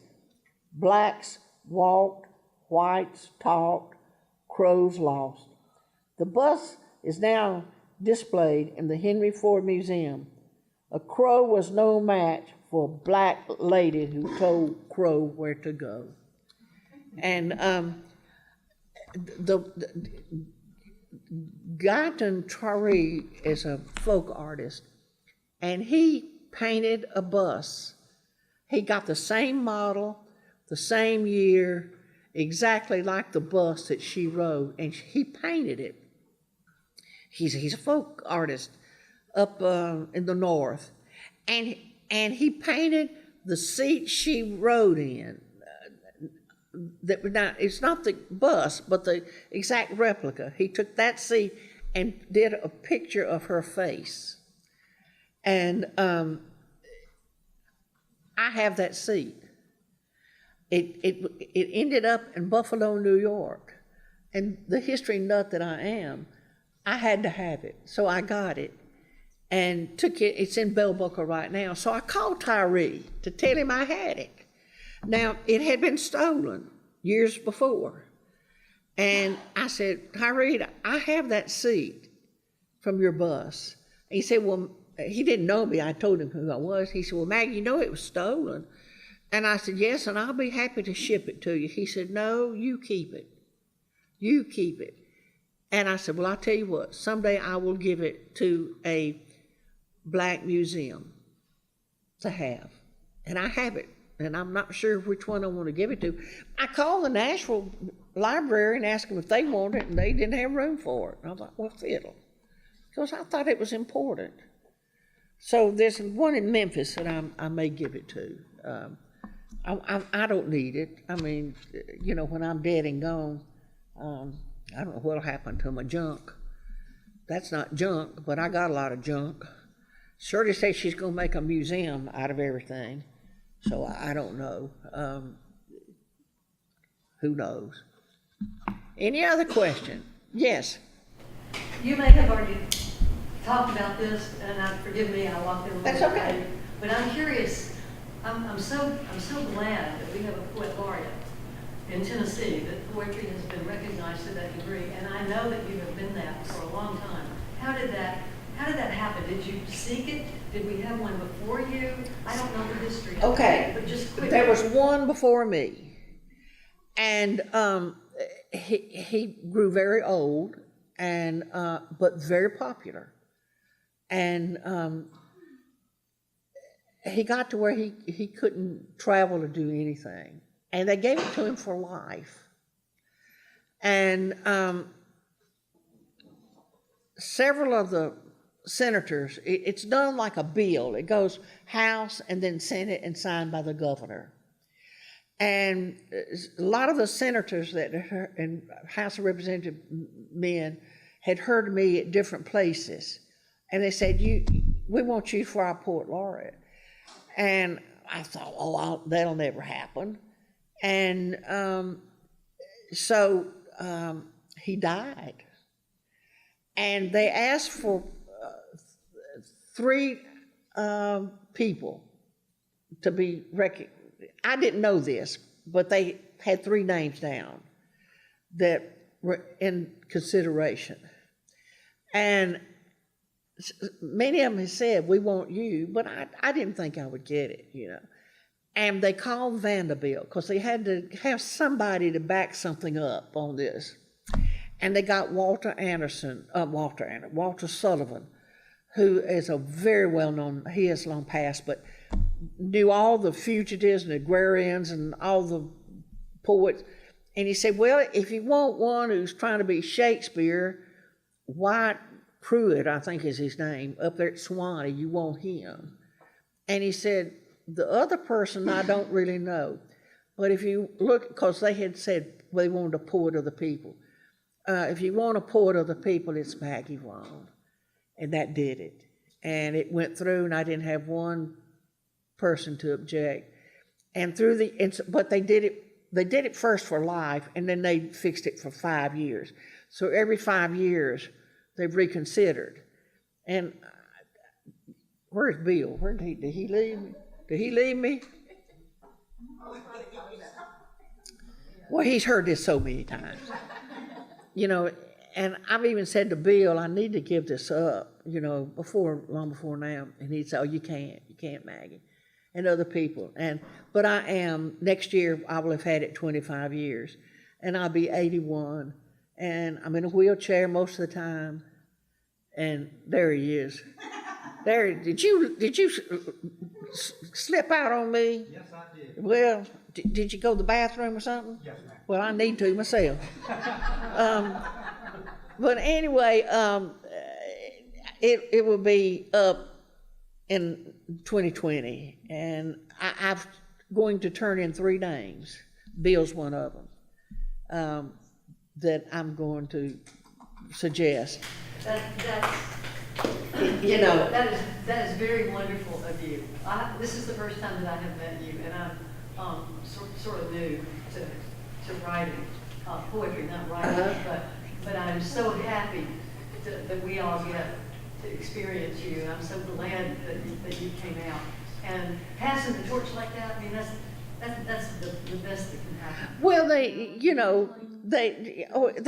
I've had it much too long, and I've tried to but they'd say no, and they kept on re-electing it, and I felt guilty.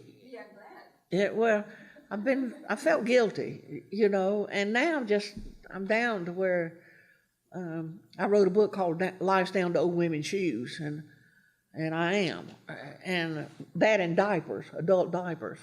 So, but it's been 25 years of just unbelievable things that have happened to me in places I've gone, To know that, I had English teachers in high school to say, you'll never be a writer because you can't spell. And I can't spell today, but yet books are taught in colleges and all the way down to kindergarten. You know, I've written something for everybody. So I've wanted to go back and tell those English teachers that, but they're all dead. And so like I say, don't let anything discourage you from whatever you want to be in life. Science teacher, gospel singer, whatever your desire is. Now I know some of you in here are at the age that you probably have lived your life and done what you want to do, but it's never too late. Even I don't care if you're 100, and if you've got an idea and you want to do it, do it. Don't let anyone discourage you. Like I say, there's Bill and old Jeff over there. Jeff and I had a mutual friend too, named Will, who has passed away. And Lord, he was deep, honey. Oh, I mean, I had him speak one night at the Bell Buckle Cafe, and nobody in there understood a word he said. And they didn't speak to me for a month. And but I loved Will and Jeff and Bill and I. We would have discussions on poetry, and Will just, I don't know, he was out there, but he lived in the basement of Andrew Lytle up there in Swanee when he was at Swanee. And Andrew Lytle lived in the 1700s. His mind did. And it really affected Will.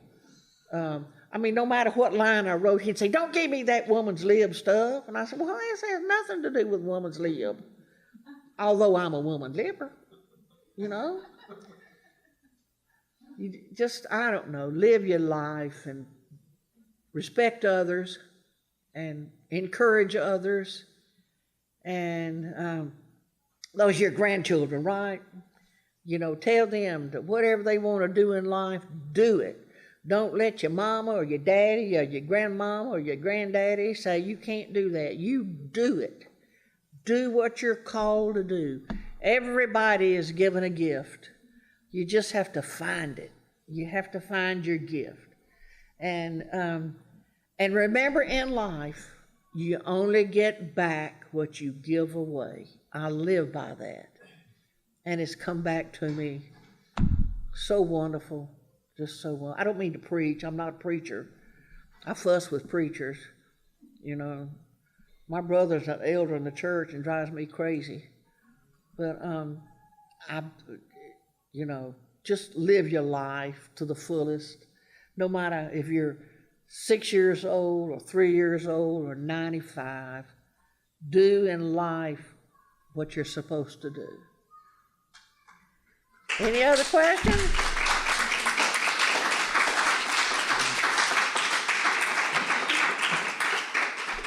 Thank you. Please come to Bell Buckle. You always invite me. Oh, thank you. Yeah, just come. Come to Bell Buckle. Bell Buckle is another world. It's another world. I'm not kidding. It's there are a lot of shops there. We tell everybody we got everything you want, nothing you need. Antique malls and shops, and we don't have a grocery store or anything like that. We have a little market finally, but we're very backwards, but yet we're progressive. Webb School is there. Oh my Lord, Webb School is known all over the world. No matter where I travel in the United States, people come up and say, oh, I had a daddy or a granddaddy or an uncle or somebody who went to Webb School. And they're fixing to celebrate their 150th anniversary this year. I think it's this year. And it's a wonderful school. If you can ever get there, go through it. It's a private school, but it's incredible. Can you tell Maya, you have next one, right? Yeah. You want to know about her? Yeah, just tell your, what you thought and how. Well, I was invited for lunch, and she had never heard of Bell Buckle, so she called me Bell Buckle. There was several of us sitting around the table. And she said, well, what do you think, Bell Buckle? And I wrote her, and when I got back, and like I say, she, let's see, I don't have a books are in the ones that she and Bill gave me blurbs for, but she was so nice to me and wrote me, and one of the things she said to me was, oh, Maggie, you know, Bell Buckle, you wrote what I've always wanted to write, but you wrote it for all of us. And boy, how does that make you feel when Maya Angelou says that to you? She was just incredible. And I hate that when she passed away. And they should have made her house a museum. But her children, she had a son, and they just sold it stuff, and I don't know, Lee Smith, too. I don't know if any of you know Lee Smith, the writer. I think she's probably one of our greatest Southern writers that's lived. And she has been so helpful. So many of the writers have helped me. I've studied under a lot of them. Reynolds Price, Lee Smith. Excuse me. I may have to get some water here. He's coming. Any other question or... Thank you so much. Thank you. That's okay. Well, that tells me to shut up. Okay. So Maggie, as the poet laureate, did you have to do a lot of traveling? I traveled a lot. You don't have to, but people call you. People get to know you in other states, and when the colleges pick your books up, they want you to come. And I was at Buffalo State so many times in New York that they thought I was on the faculty. And let me tell you one story there. Let me drink one sip of water. You get my age, honey, all you just do is cough and go. The chairman of the English department, and he was also the chairman of everything there, was sick, and he taught literature. And he asked me to take his class. I took a lot of the classes. There was a man there who specialized in Mark Twain. I did a lot of his classes. So he asked me to do that. And he said, now we're going to study these two poems, and it was on the Vietnam War. And I said, okay. And I read them the night before class, and I thought, oh, God, what are they saying? So I went in the next day, and we studied the poems. And the kids were just falling asleep, and and I thought, oh, me. Well, I happened to take the CD of George Jones doing 50,000 names on the wall. Have you heard that? It'll kill you. It's like a poem. He sings a part of it, but he talks most of it. And then he'll say, and there's 50,000 names on the wall. Well, I played that. And I said, now you've heard the uptown version, I'm going to play the country version of the wall. They woke up, they loved it, and they weren't into country music at all. And they were crying. It affects you. It hits your heart. And they said, we love country music now. And I said, well, play it, and it's just simple language. He talked about the little flags and the children going to the wall, and then he'd say, and there's 50,000 names on the wall. He summed it up in 12 lines. And you just never know. You never know where your voice is going to carry you, and how people are going to react. And I've got to try. East of the Mississippi, I've been in every state many times, with the exception of Maine. That's the only one I've not spoken in. The rest of them I've spoken in every one of them. And it's just unbelievable. The reception and that you get, and the people who turn on to country music, and when you talk about you're finding your voice and things, and Tennessee, And so many of them have come to see me. And like I say, I've taught their classes. Now here I am, you know, teachers telling me I'd never be a writer because I can't spell, but yet I'm teaching in a college, academic college, and you know, you don't know where life's going to carry you. You just put your trust out there that you can do it, and it happens. Does that answer your question? Do you have a Facebook page or anything? Shirley, do I have a Facebook page? No. See, I can't do a computer. She's got one. I probably ought to do one. You know, I probably should. And do I have a website? She said that she didn't want people knowing every move she made. That's why she wouldn't get Facebook. Is that it? Well, no, no, that's not it. I don't do Facebook because so many people write on there what they had for breakfast. That's why. You know, if we want to correspond, call me or write me a letter. I might ought to do Facebook and put some of my work on there. But I don't care what you had for breakfast, you know. And that's what they do. Or they'll call me what they did that day. Or I mean, they'll write what they did. And, I mean, I have no secrets. I'll tell you anything about my life you want to know. But I just don't tell people what I had for breakfast. And I don't care what you had for breakfast. She's punching me to shut up. What? We want to take a picture with you. Oh, a picture. So, isn't she great? Yeah. And we are so blessed to have her. Thank you. Please come see me. Lord, you've been wonderful. So, I have known her for the past 10 years. I have been in Tennessee 20 years. So I think at least half of it is blessed. And would you all mind taking a picture with her? Can we all stand around and take a picture and then move on with the next program? Thank you, Maggie, for the awesome reading and all the experiences and advices that we could learn a lot from her. And she's such a great person, still very simple and humble, and she has a big heart. Well, I try to. You know, I got a big butt. I know that. You know.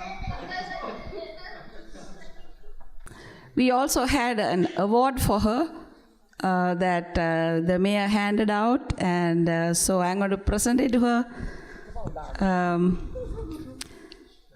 For her excellence in poetry, for keynote poetry, Maggie Vaughn. This is from Poets from the Neighborhood.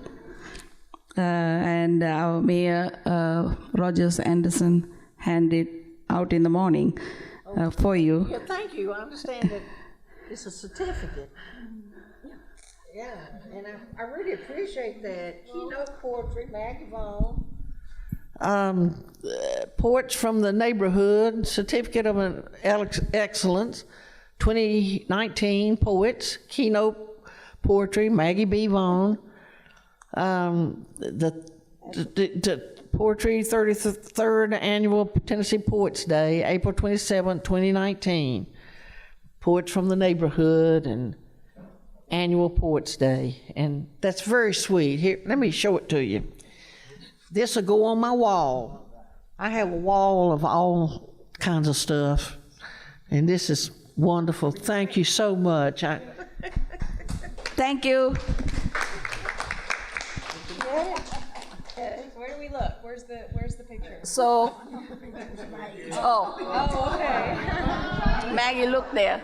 Oh, okay. Over here. There. Oh, okay, there. Okay. All right. Thank you so much. Thank you, Maggie. That's awesome. Thank you, everybody. Also, and we have more programs. Stay and enjoy.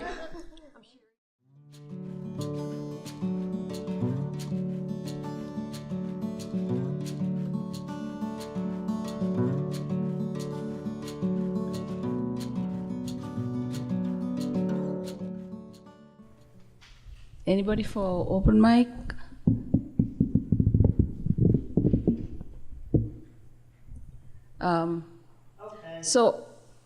Okay, Eddie. So after Eddie, we are going to have Bill Brown, our favorite poet, read, and then we'll have the door prizes called out right after that, and then we'll have our next big talk on business of poetry and publishing by David M. Harris. So now I'll call Louis Collin to introduce the next speaker, the reader.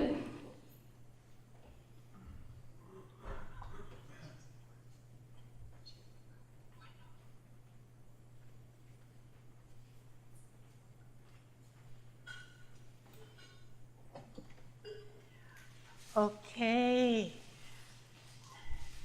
Okay.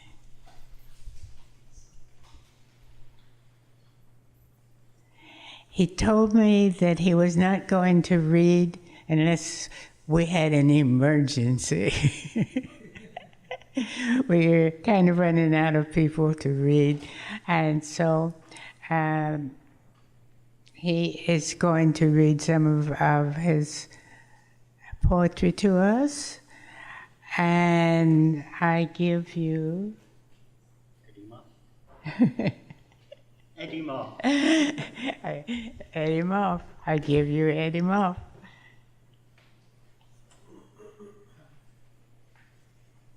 I'm sorry about the unintended comedy that you just witnessed. I'll now give you some of my really horrible comedy. I was sitting at the back a little while ago, and I was, you probably gathered from the tone or inflection or whatever of my voice that I'm not really from hereabouts. I am, in fact, English, which I apologise for now. The English have a lot to apologise for. One of them being the state of this present state of this country. But apart from that, I was at the back and I was feeling nostalgic because to the left I could hear somebody speaking in a native subcontinental Indian voice. It's spring and I was dying for the beer that we have in England as opposed to the beer here.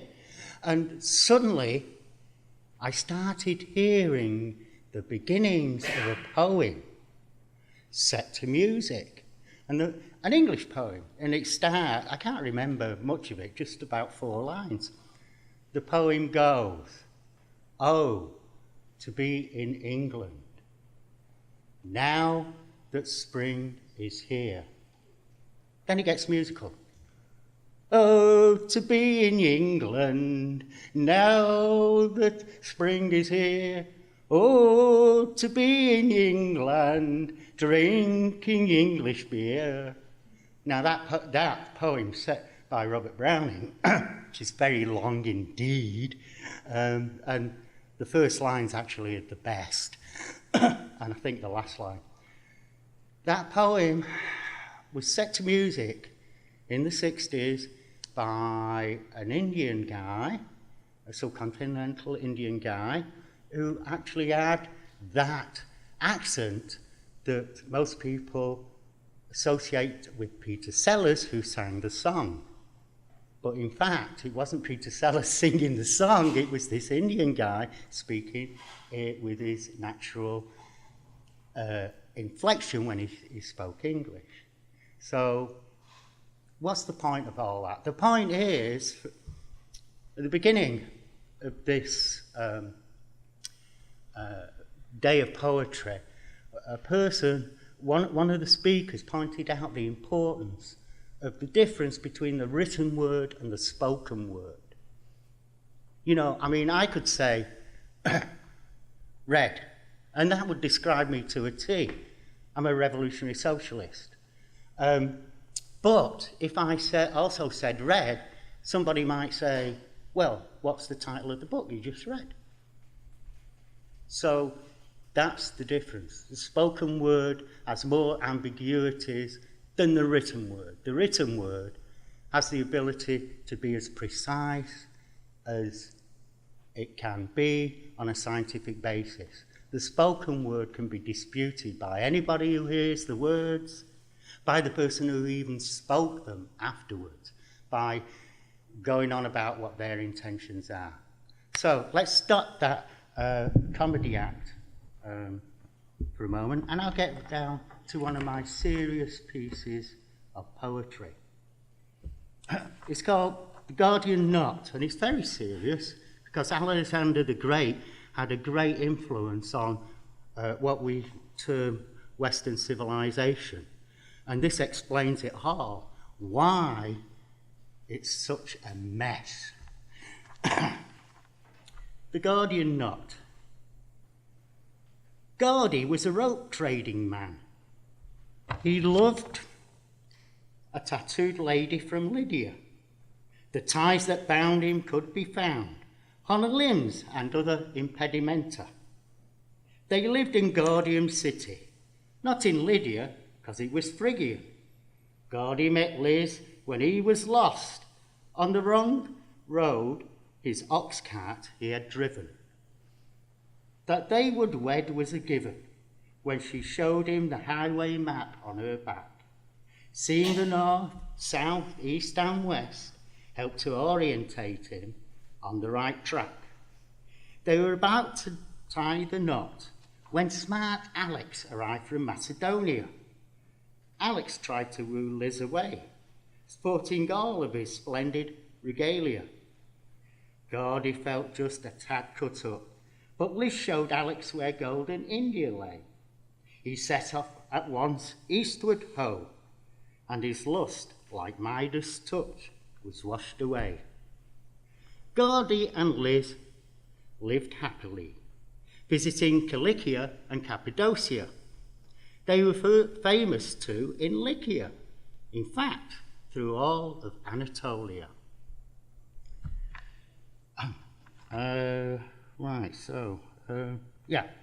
Here's one of my more religious poems. I call it Please Eat. I warned Adam and his pet cat. I cautioned Eve, don't sample that. They said they knew. He said, day one. I looked askance. Was I undone? My well-known face should make them do those very things I said not to. To win the day, I used disguise. How could it be done otherwise? A snake it was that did the trick. Its silver tongue a pear did prick. But not to eat, to cast goodbye, in favour of fruit of my eye. To what avail this task I took? To use your head, to make you look. Anybody want any more? Sure, yes. Oh, okay.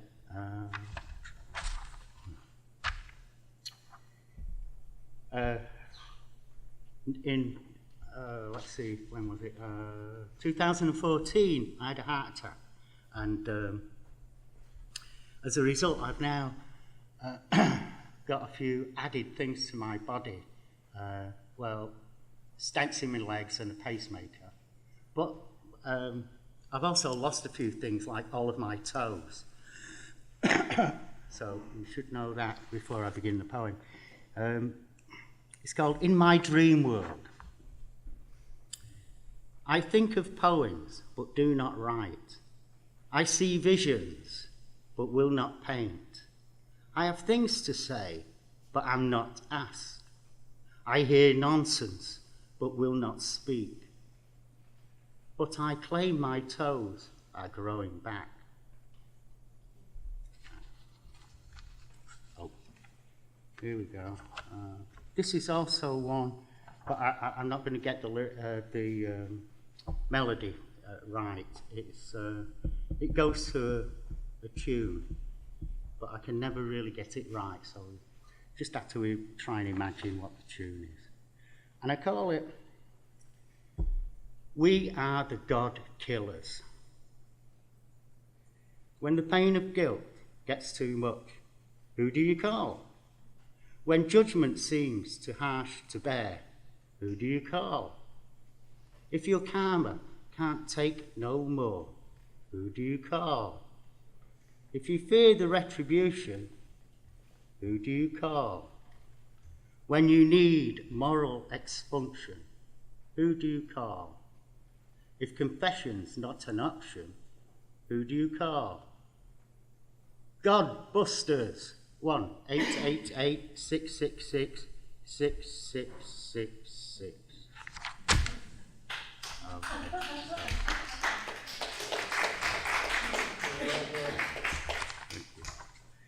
Thank you. I'm sorry.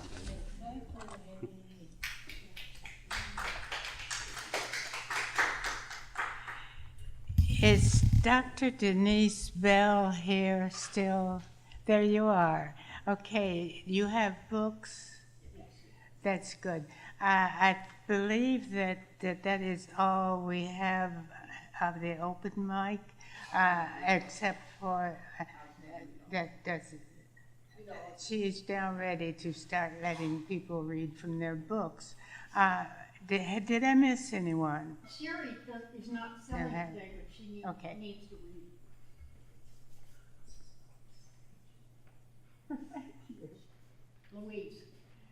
Louise. Sherry is not selling today, but she ought to read. Sherry Page. Oh, yeah.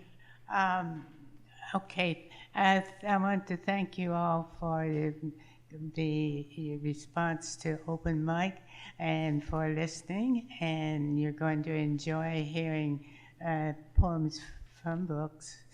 We're starting now. Thank you.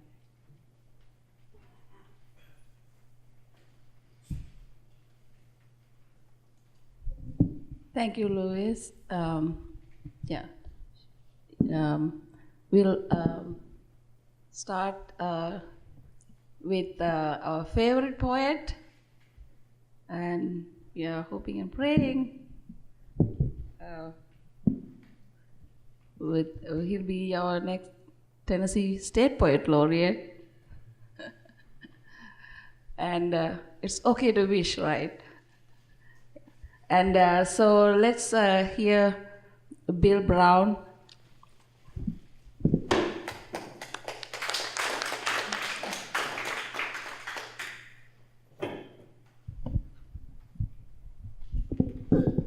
How's that? Okay. I'm just going to read a couple of pieces, one new, one old. Really loved that last poem that you read. What was the name of it again? Godbusters? Godbusters. Oh, I love it. And I love your accent, too. I spent 2 semesters at Lincoln College in Oxford. And miss going to a pub and getting a stout that is not carbonated, that came just out of a local brewery in some community. And anyway, I'm with you.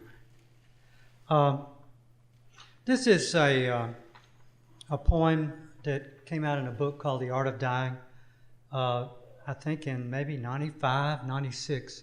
And it was a book that came out after my mother had died. And I've been working on a workshop on grief. And when your father died when you were 16 in your arms, and then your mother dies when she's 84, and you're an older person, and you go through all of these stages, and you're a writer for 35 years during some of these stages, you end up realizing that grief is very complex, and without it, we would have no heritage, no emotions, no feelings. We have to learn to own it, live with it, and then watch it somehow begin to change over time. And so this is just a poem about the change of one, say, 6-month period might bring to grief. And it's called The Spring After Your Death. Late that afternoon, I watched from the kitchen window as night erased the world. Starting with the yard, it washed the ground charcoal until nothing was left but the vague silhouette of hickory limbs, an intermittent choir of frogs, and an abstract map inside my chest I could not follow. All night my heart, that restless vagrant, beat a path through the maze of my ribs, searching for something dear, something lost in the tangled ganglion of grief. And in the morning, a soft mist lifted its veil to blue and lavender flocks, gathered in small congregations beneath the stone wall of your garden, like bright pilgrims on a one-time journey to find what's holy. Not suddenly, but as precious as restful breath, something deep inside my body canceled winter, and I strolled barefoot out into the world to find you gone. And this is a new poem, and it's interesting that he's from England, because this is going to be published in the online English journal Allegro, and which they add to their library in London, which is it's kind of a need. If any of y'all done anything with Allegro? They have some really interesting ideas. A lot of times they'll have a subject they want you, a theme, and a lot of times they want you to write a poem that could become an assignment, and they'll publish the poem and the assignment, and so you'll end up having 40 different assignments online from this publication. It's kind of neat. Anyway, this is November Wind. November wind speaks to windows, to trees as leaves drift by in handfuls, caressing porch furniture, filling rocking chairs, sneaking under pillows. They make a painted carpet for the yard, then give up to decay. My rake longs for me to hold it. The empty wheelbarrow feels abandoned, wishes to feel and roll. A season's change has charted my job since childhood. Planting, weeding, watering, mowing, harvesting, raking, burning, labor still a blessing at 66. Sore hands and back and knees beg for a hot tub. Little pains whisper, "You ain't dead yet." As our sun and planet swirl the Milky Way, whirl ends when the heart stops. Brain cells ordained to silence in death's monastery. Just pour a glass of wine tonight and sleep. If you can shush your brain, let the wind be a mantra. Pray for those who, over time, have no simple task to shape their souls. Thank you.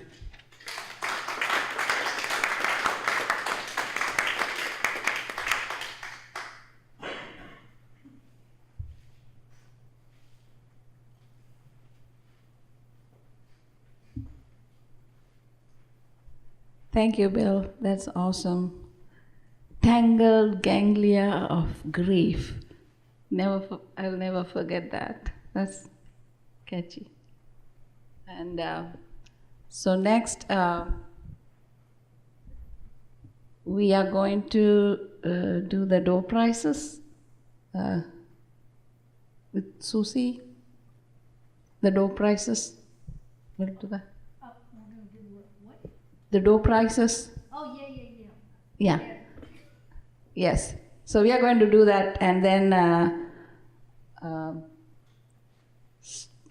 start with David Harris's talk. All right, here we go. I'll draw. Let's not get the top one. All right. 31. Anyone have 31? Going once. Going twice. Okay. All right. 23. 23.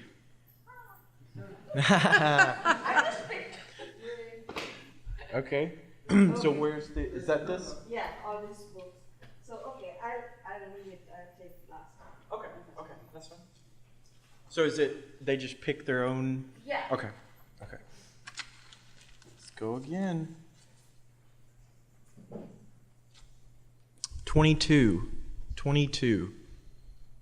All right. We'll try and get through them faster. 37. 37. 7. Lucky number 7. 15. Anybody have 15? Yay. Did we have 2 15s? No, just pop it. Oh, okay.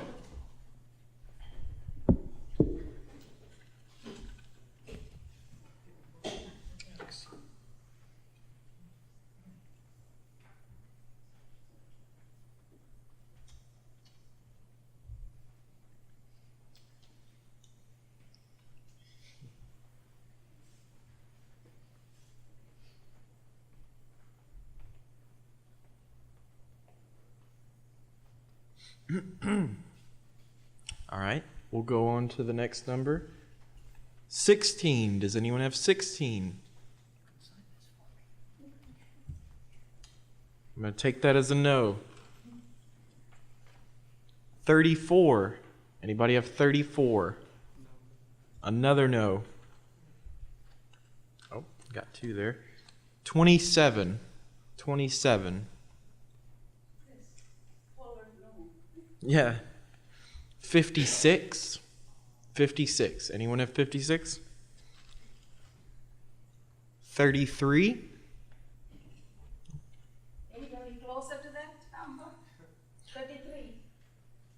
I think Billy is closer to that. Mine's 32.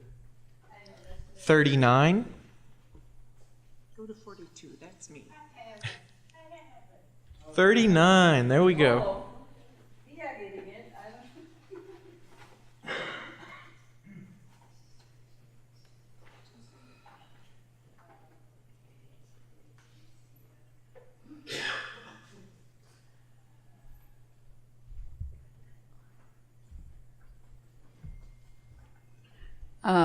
I think Bill is closer to 33. Yes, 32. So I'm going to give one of my books to.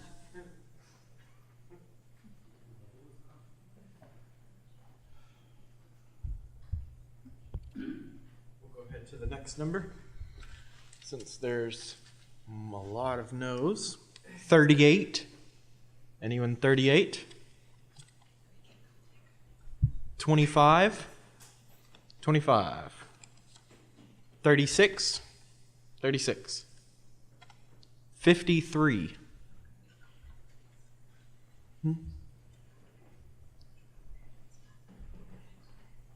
want to stop doing We'll this? come back to this later. Okay. Yeah. So what do we do? Okay. These up. So we'll come back to that and proceed with our programs. Okay.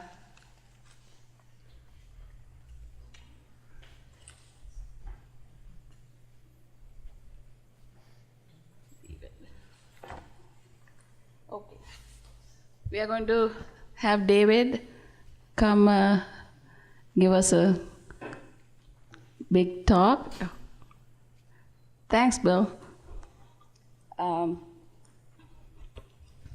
can't find my flyer, so. David had been really supportive and had been hosting poets from the neighborhood for probably about 3-4 years now. He is a hidden treasure. He's from New York and knows a lot about publishing.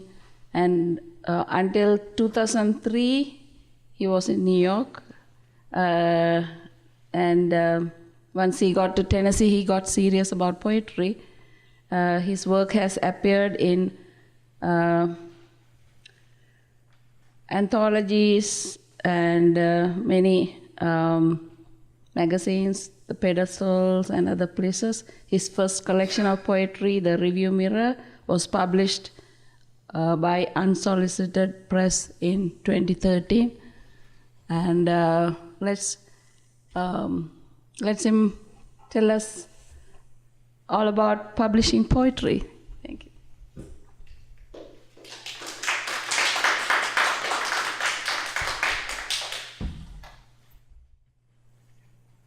Okay. So, yeah, I'm originally from New York.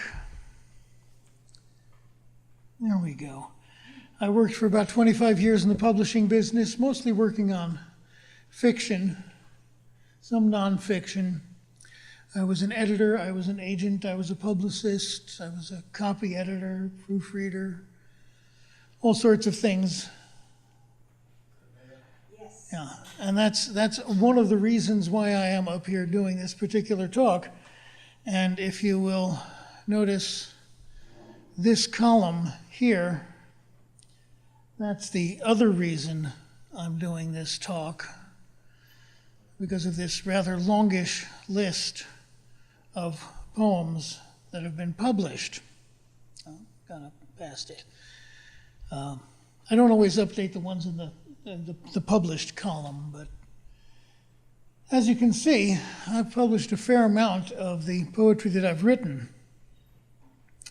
And that's what qualifies me to give you advice.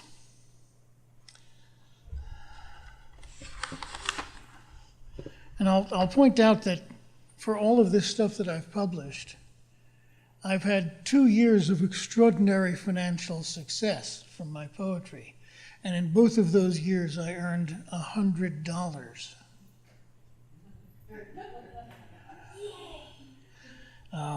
So if you're going into the poetry business for money and fame, you need a psychiatrist.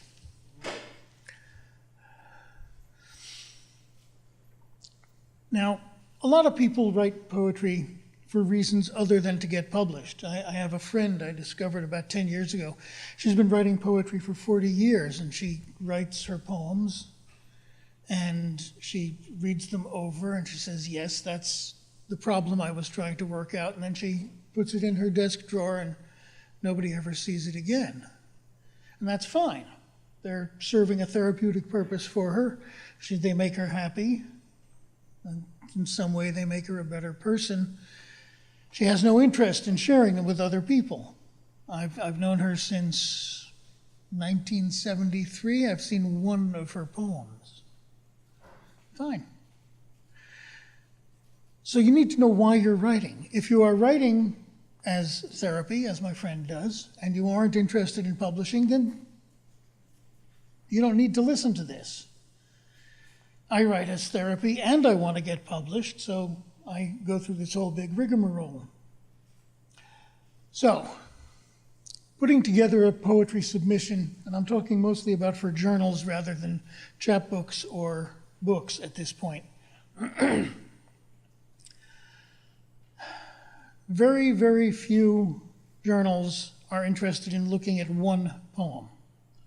There is a journal called One, which is really good and not that easy to get into. I have not yet succeeded. Jeff is one of the editors. I get encouraging rejections. The secret to an encouraging rejection is it's a rejection. They're still not taking the piece. But almost everyone else wants anywhere from 3 to 8 poems in a group. So if you want to send out a poem to a magazine, mostly they're not interested. It happens sometimes that you'll send 5 poems to a magazine and they'll take all 5. So, I mean, what the heck? Why not try them with 5? I've had a number of multiple acceptances in the last couple of years. So the first thing is you want to know to give them what they want. It seems obvious, I would think, but it's amazing how many people will send free verse to a magazine that specializes in formal verse, or light verse, comic stuff, to a magazine that only wants stuff that's very serious about gender identity. People who submit don't know what they're doing. So if you do know what you're doing, you're already ahead of 90% of the other people who are trying to get in there. Many magazines now will take submissions online, either through an organization called, a web page called Submittable, or through various other online things, or through email. There are still a few journals that will only take submissions through surface mail, snail mail. You have to decide which you're prepared to do. If you're willing to send stuff out either way, you've got a certain advantage. I personally am not interested in printing out copies of all my poems and putting them in the mail and putting stamps on them and all of this. And I miss all of those markets. You can sneak in ahead of me there if you're willing to do the paperwork. It's paperwork. It's the business of being a poet. You know? You spend 4 days a week being a poet by writing, and then maybe 1 day a week or 1 day every 2 weeks, you put on your business hat, you put on your, someone was referring to those little eye shades earlier. You put that on and you do all the business side, the marketing side of your work. There are any number of anthologies out there. They're harder to find and they tend to be more theme-oriented, but you can submit to those as well. That's more likely to come out as a hardcover book. You've got one book, one story, one piece in that. There are so many fewer of them that the anthology market is harder to crack, just because there aren't as many of them. How many markets are there for poetry? This is a small, no, that's the wrong one. This is a small selection. This is my personal list, if I can get it to come up. As I've had reason to say to people several times today, I need a newer and faster laptop. Okay, we start with a public space.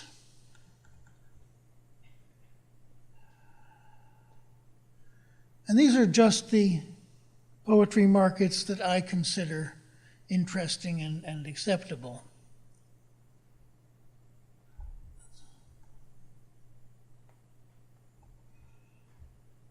Now to, I think, Zone 5, Zone 3, oh, Zoomusophone. That's my new last one. There's a ton of places out there where you can send poetry. Now, you may have noticed as some of those scrolled by that some of them say defunct. Here, words and images. But I've sent to them so I keep them on the file. Some of them have a fee, like Writing Tomorrow. I choose not to pay fees to have my work read. I'm old-fashioned in that regard, and I spent all those years as an editor when it was the company's job to pay me, not the people submitting. Just slush is anything that comes in not requested or not from an agent. Very few agents handle poetry at any rate, but I was the slush reader for Dell Books, one of the major paperback companies, for about 2 years. And I calculated at one point that I saw over 4,000 manuscripts a year. So the temptation to take a bribe sometimes came up.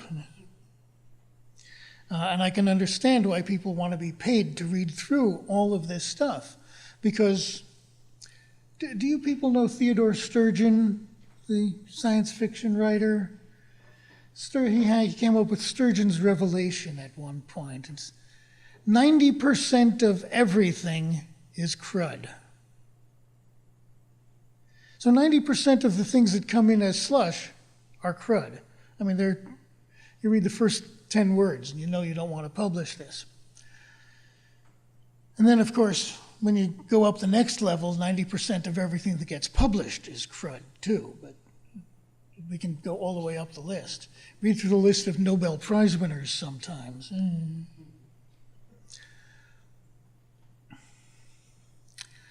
So you want to know whether a market charges a fee? I don't pay fees myself. You are free to do so. It's a personal thing. You want to know whether they accept simultaneous submissions. You want to know when it's acceptable to pay a fee. Here. No, let's do that. Go to Duotrope. Duotrope is an online database of markets. Many of you probably know it. Some of you probably already use it. In the last few years, they have had to charge a fee. So it's $50 a year for access to this database. So let's look for a particular market. Just for fun, let's look for the New Yorker. If you make the New Yorker, you have made it as a poet, basically.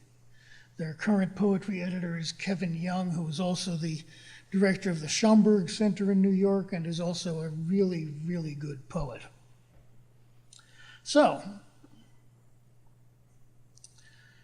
here's where they are. Here's for poetry. Genres, general. Open to almost all or most forms, all styles. They take electronic submissions. They no longer take postal submissions. They accept simultaneous submissions. That means that if you're sending it to them and you're sending it to Poetry Magazine or The Atlantic, because frankly, if you're up at that level, you might as well send to the best, it's okay. At one time, most of these magazines did not take simultaneous submissions. I was at a workshop with Mary Jo Bang, who won a National Book Award for her poetry. And she had accidentally sent the same packet of poems to the New Yorker and Poetry Magazine back before they accepted simultaneous submissions. And the New Yorker called up and said, well, we'd really like this poem. And she said, wow, terrific, great. And then the next day she got a call from Poetry Magazine saying, we'd really like this same poem. Well, if you do this, if you're not Mary Jo Bang and you do this with most journals, the second journal is going to say, oh, well, we don't allow simultaneous submissions. You're never going to get published here. However, Jay Perini, who was at that time the editor of Poetry Magazine, said, tell you what, we also love this other poem. You can publish in both places. So you have to look for the places that do accept simultaneous submissions. Most places do now, but not everybody. So you look someplace like Duotrope, and you get the information. Do they accept simultaneous submissions? Yeah, fine. I think the only place I submit to now that doesn't accept simultaneous submissions is One Magazine, because they're only looking at one poem. But it does mean that poem is tied up for, depending on how long it takes them to get to it, anywhere 2 to 6 months. So that's why I personally prefer simultaneous submissions. When I began in publishing, you would send a novel to someone, me, for example, And I might hold on to it for 6 or 8 months before I got around to reading it and making a decision and talking to the editorial board and all of this stuff. And all that time, the author is sitting and waiting. So I'm all in favor of simultaneous submissions. It's a great concept. Okay. So this also tells us professional payment. It says $50 or more per poem. I think the New Yorker actually pays closer to, about $400? You know, nobody here actually has experience of that. But it's one of the top markets in the United States. This does not list what percentage of pieces they take and how long they take to respond. Yeah.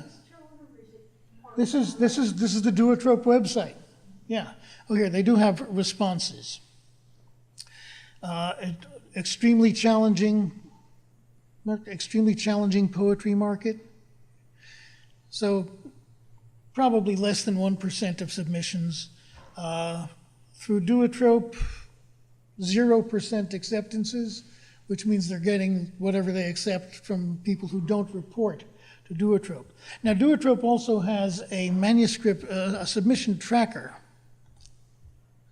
Let's get back up to the top, which I personally do not use because I find it somewhat unwieldy, but a lot of people really like it.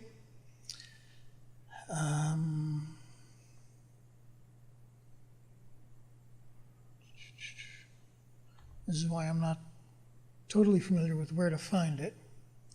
Anyway, all the statistics that they have here are based on the reports of people who fill in the information. I sent 4 poems to so-and-so. It took them this long to respond. You know, I got a personalized response on this and not on that, so on. Okay. Let's go back. And the other question was, how do I know what they are looking for? So we can go to the publication's website from here, and there are also collections of guidelines.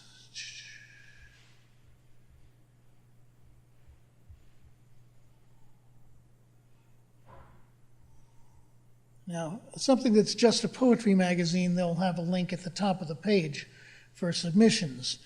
The New Yorker does not do that. I think they do it through Contact.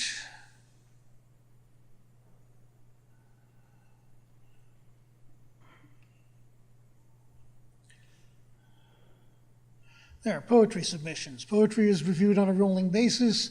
We accept submissions via submittable only. I'll get to submittable in a little while. Up to 6 poems, not more than twice in 12 months. We do not consider work that has appeared elsewhere. This includes all websites and personal blogs. Most sources, most publishers don't want stuff that's a reprint that has been published somewhere else. If you put it on your blog, if you've shared it with your friends on Facebook in an open forum, it's published. Now, Jeff and I are part of a group that is closed, where, well, we're supposed to once a week put up a new poem. I've been derelict in that. But only the members of the group can see it. So that's like passing a work around at a workshop. It hasn't been made public. It hasn't been published. We're interested in translations. Simultaneous submissions are welcome, but please notify us promptly if a poem has been accepted elsewhere. This is incredibly important. I don't even respond to an acceptance until I have withdrawn the work from every place else where it's out. Because why make an enemy if you don't have to? And if someone writes and says, we'd like to publish this poem, and you have to say, oh, gee, it was just published 2 months ago in some other magazine, they're not going to be happy because they've just wasted a whole lot of time. And the chances are good that they will not remember you fondly. Even if they don't actually have a policy that they won't publish you anymore, they'll say, oh, yeah, I remember that name. Oh, yeah, that person's a jerk. We'll look at the next poem. Editors are people. It's like that. And we may take up to 6 months to respond. Guidelines are easy to find. They're easy to interpret. And they're telling you what they want. You know, this is a business operation. Someone is telling you the terms under which they will do business with you. Why would you not listen to the rules? You know, these are the terms under which we will sell you a pair of shoes. Yeah, you follow those rules. It's the same thing here. They're not going to send you money, probably. Well, the New Yorker will, but most places won't. But we're trying to do business. Okay. Where are you going to send this? Well, one way is to look in a place like, one way to find out where to go is a group such as Calls for Submissions on Facebook. No new groups today. Well, I am a member of the group, but people just post their guidelines here on, I guess I could log in. Let's see if we can do that quickly.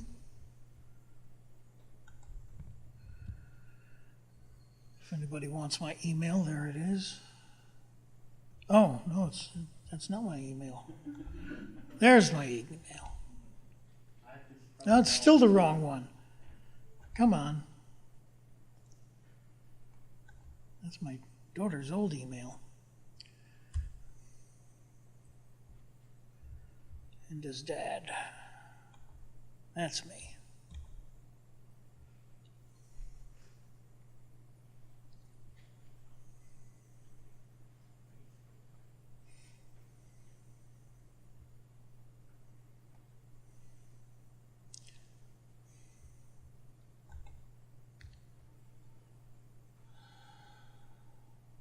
Oh, well, I've lost the page. Anyway, it's a group on Facebook. It's open. Anyone can join. And people post what they're looking for.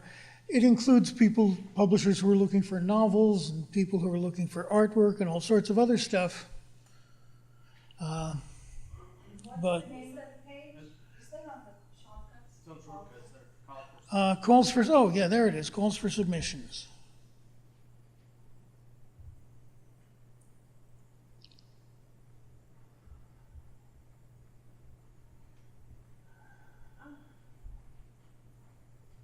You just do the search, calls for submission. Yeah. Okay. Someone's being published in Anthology, needs advice. Their Stasbook's Anthology Journal. Submissions are open. And then you click on See More, and let's see what we find out.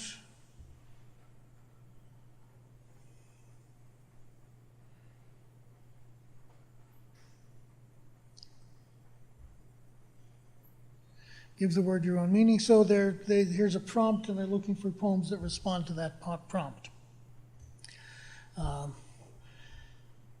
Each day there will be a few listings here, but over time it adds up. You can also go to Entropy Magazine, which has listings of markets by the month. There's presses, which is to say book publishers.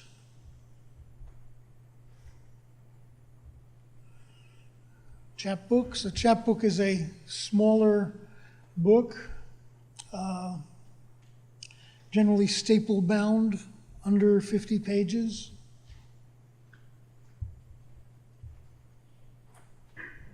Use as an example my own essay chapbook. Staples right through here. Small book, cheaper, easier to publish, and okay,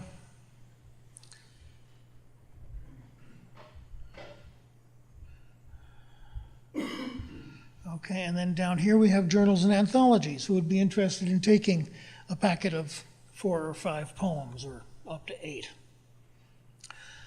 And as you can see, there are a lot of them. There's up to F, L.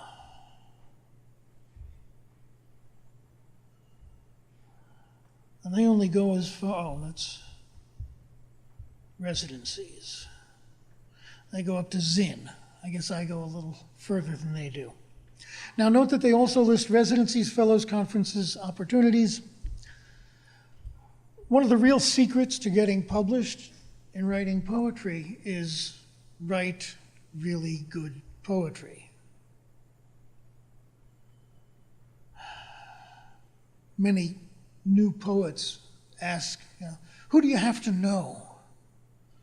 Because don't magazines only want people who've already been published? Well, where do those people come from? Everybody published the first time somewhere. And as somebody who had an actual career as an editor, the biggest thrill and the biggest way to promotion and a raise and all of that in a real career is to discover a new talent. There was a young woman who was reading Slush at one of the major publishers, and this thing came across her desk. This was a couple decades ago. And she read it, and she said, I'm not going to pass this along to someone else. I'm going to try to be the editor on this one. A little book called Cold Mountain by Charles Fraser. Well, she's a major editor now, largely on the strength of having been able to recognize that talent. This is how it's done. You find a new talent. It's not that no one's prejudiced against new poets. If anything, prejudiced in favor of them. Wow. I mean, wouldn't it be something to be the first person who published, I don't know, the Bill Brown or John Ashbery or Marilyn Callett? I mean, wow. I saw that. I found that. So yeah, everyone's looking for new talent. But one of the ways you become a new talent is by educating yourself. We've had 2 major local resources in the room here today. Jeff Harden, who teaches at Columbia State, and Bill Brown, who teaches at a number of places around the area, including The Porch in Nashville. I've taken a workshop with Bill, and the 2 hours or 3 hours that I invested that morning turned out as 5 poems. Good ones, I think. We all write a certain type of poem. David Kirby, a wonderful contemporary poet, says that he's discovered that he just writes the Kirby stanza. It always just comes out that way. Long lines, 3 to 5 lines in the stanza. But if he really needs to, he can sit down and write a Petrarchan sonnet. He knows how. And if he comes up with the right idea for a Petrarchan sonnet, he'll do it. He doesn't generally have those kinds of ideas, so it's not a problem. But if you're writing free verse, and that's all you can write, well, when you get that sonnet idea, you're going to have to pass it by. When you get that villanelle idea, when you get that idea that demands rhyme, you're not going to be able to write it. There's an old mechanic's saying, if the only tool in your toolbox is a hammer, every problem looks like a nail. So let's have as much in the toolbox as possible. And that's one of the reasons we continue educating ourselves, and why, although I have all of those sales that you saw, every year I go to a week-long residential workshop. And I keep learning more from different people.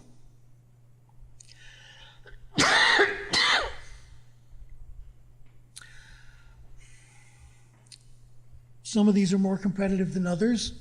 Sewanee, which is the nearest major workshop to us, is incredibly competitive. I've been accepted once, and that was off the waiting list.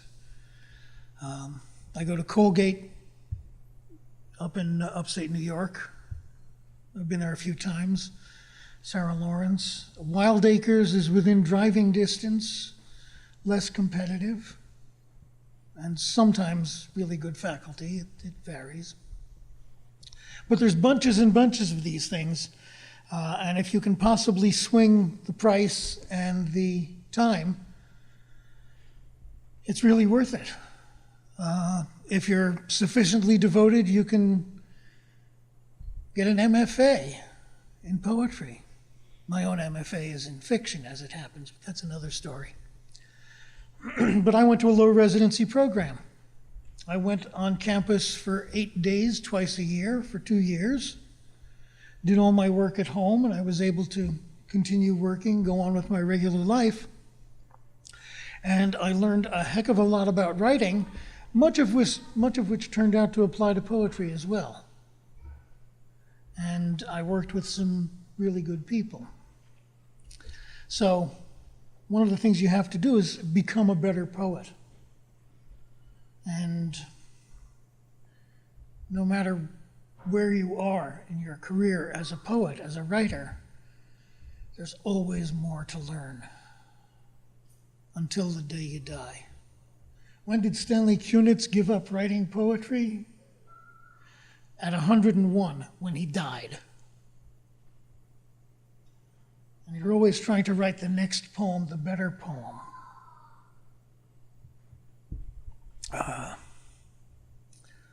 Okay, so we talked about guidelines, talking about finding sources. Erica Dreyfus has a web page that will deal with that, calls for this Creative Writers Opportunities list. We'll talk about that. Erica is involved in Jewish literature, so she's got that. The Poets and Writers Literary Magazine database, and so on. She also sends out a monthly newsletter. What do we got here? New pages. They also have calls for submissions. There's on this table up here a list of all my links that I'm using here. I think it's all of them. Okay, I seem to have. Poets and Writers Magazine. I subscribe to Poets and Writers Magazine, if only for the calls for submissions. And there's a lot of other interesting stuff in it, but they have this online and in print.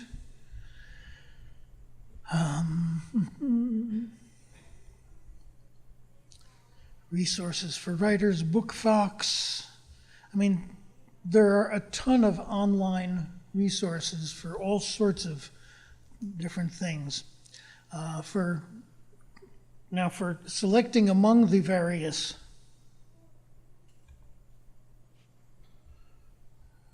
markets, how do you know? You've gone through the guidelines, you know who's interested in what you're doing, but then how do you pick beyond that? Well, you can go to something like Cliff Garstang's list.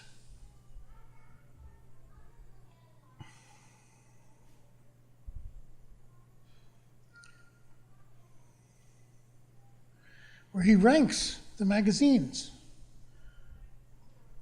in order of how prestigious they are and how difficult they are to get into. So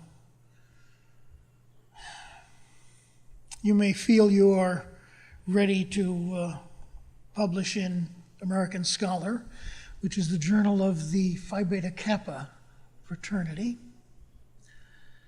I've been rejected by them a number of times.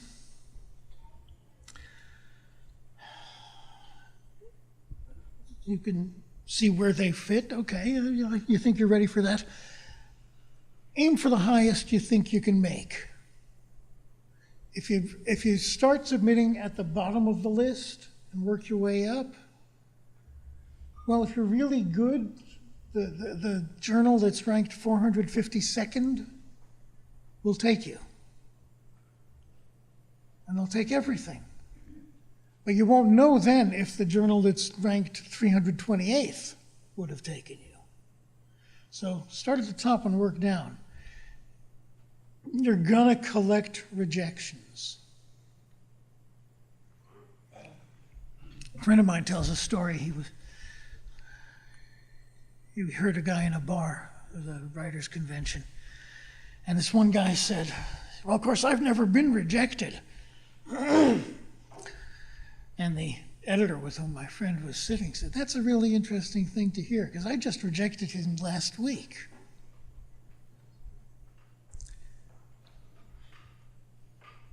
When I was an agent, I had an author who never got rejected. At that stage in his career, he did not get rejected. His name was Arthur C. Clarke. This was well after 2001. Yeah, Arthur didn't get rejected at that point. Earlier in his career, you bet he did. I was also Norman Mailer's agent at the time. This is an amazing thing for a kid. I was like 26 years old. Norman Mailer got rejected, and he'd already gotten at least one Pulitzer Prize. So you're going to get rejection letters. And if you're like a lot of people who are new at submitting, you're going to sit there and you're going to look at those rejection letters and try to figure out what they mean. They mean they're not taking your poem. That's what they mean. No matter how they say it, unless the letter says, "I can't believe you sent me this crap," in which case don't send anything else to them. And you very rarely see that, very rarely. What it means is, we didn't like your stuff. Not even we didn't like your stuff. Sometimes perfectly good things get rejected. Our next issue is about horse racing, and none of the poems you sent in have anything to do with horse racing. I'm sorry.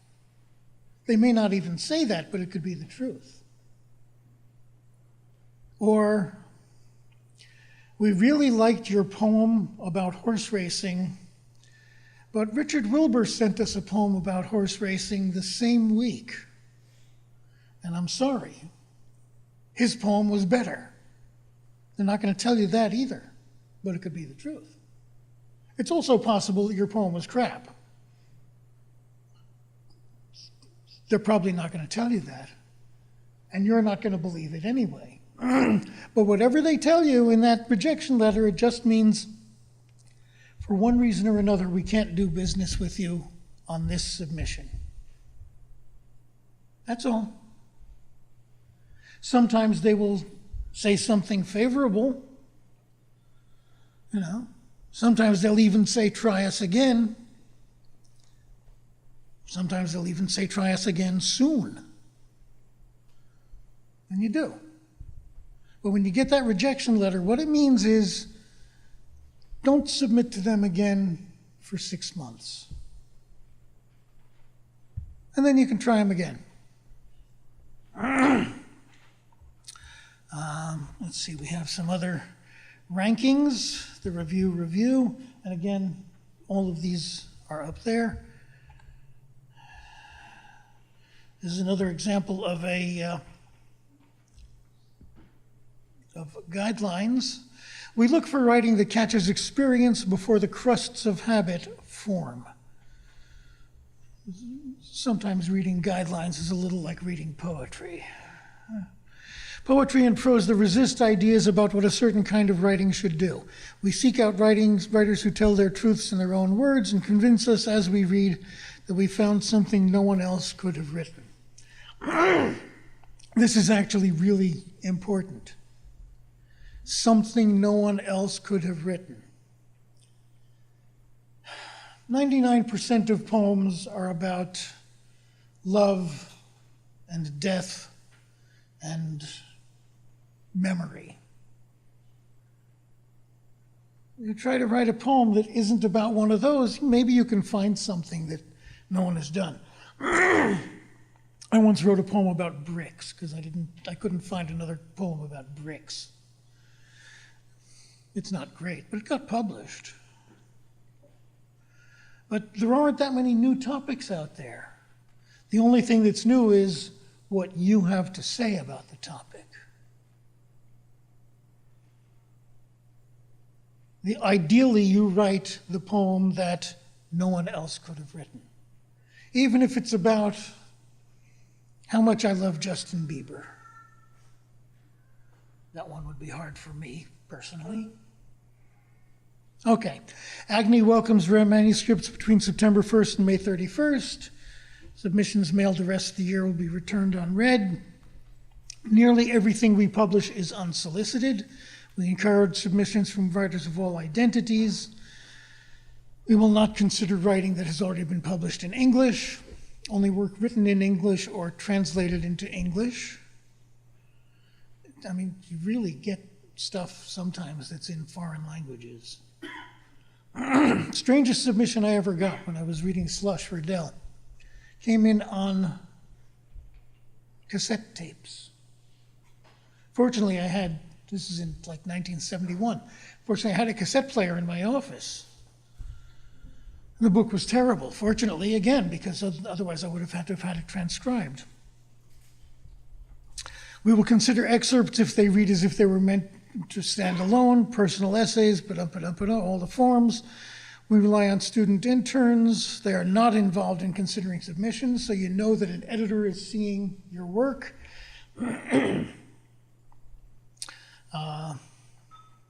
One story, one essay, or up to 5 poems. Please wait for our reply. Very few places will take what's called multiple submissions. This is not the same as simultaneous submissions. Multiple submissions means you can send in more work after you've sent in some work but you haven't heard back yet. So you send in a short story, and then the next week you send in 5 poems, and the week after that you send in an essay. No, that's multiple submissions, and a lot of places don't care for that. It's just a lot of bother. Do not submit revisions of work we've already considered. Even if they send you back editorial notes, which happens sometimes, unless they ask for a resubmission, don't. That's all. Don't. Do not email your work, but they have a free online portal, but mostly they take a lot of stuff by mail. Do not send us your only copy. The book that eventually came out as Juneteenth by Richard Wright. He worked on that sucker for years. And he finally had the draft done. And he got on the subway to take it downtown to have it photocopied. And he got distracted and he got off the subway, and then he realized the manuscript was still in the train. Never found it. He had to go back and start over again. It's one of the reasons it took so long to finish that book. Don't send your only copy if you're sending in hard copies. With computers nowadays, that's less likely to happen. All submissions are considered for both print and online publication. First worldwide serial rights, $20 a page for accepted poetry, up to a maximum of $150. This is big money in poetry. $150.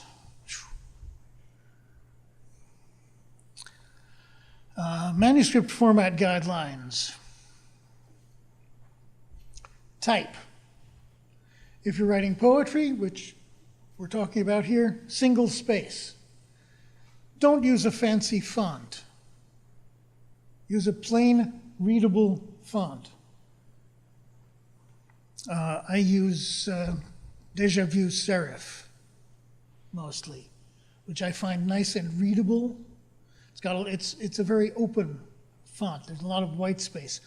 Times New Roman, which a lot of places request, but it was designed to get as much text on the front page of the New York Times as possible. Literally, that's it. That was its function. So I find it very, very cramped to read. When they ask for it, well, we're on computers. You can change the font easily enough. But a pretty font is harder to read. Nice, simple font, preferably, in most cases, a serif font. Here they say Courier or Courier New. That's less generally demanded nowadays. It's a curious thing about fonts. In Europe, a font like Helvetica or Arial is considered easier to read. In the United States, a serif font, see the little doodads that aren't here in all the letters? I don't have any serif font on there. Serif fonts are easier for us to read in the United States for some reason. Serif is a little extra figures on the letters.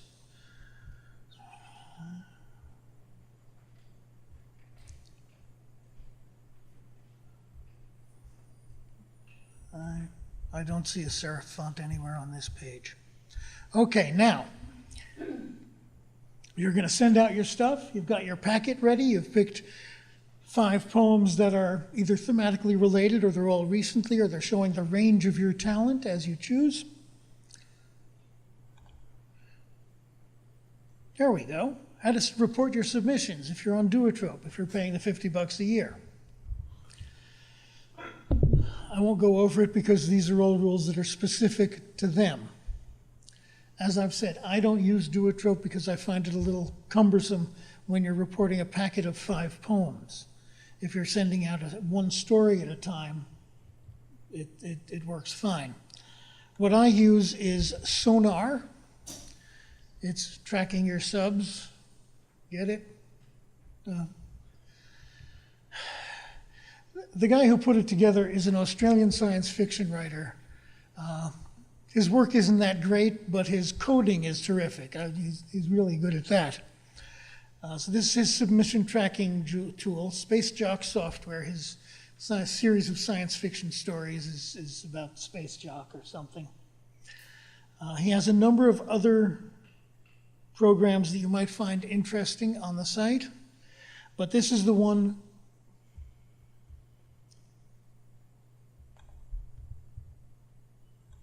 that's this. This is Sonar. And let's just see what it enables us to. Well, let's pick one that's not defunct. Okay. So they rejected my 3-poem packet on June 10th of last year. This is presumably they take their submissions through email. So that's why I've got the email in there. Here are their guidelines, not very elaborate. 3 poems, email in docx format. Different journals will take different formats for your text file. So you do want to send the one they're looking for. There's a deadline, specific things, and essays up to 5,000 words.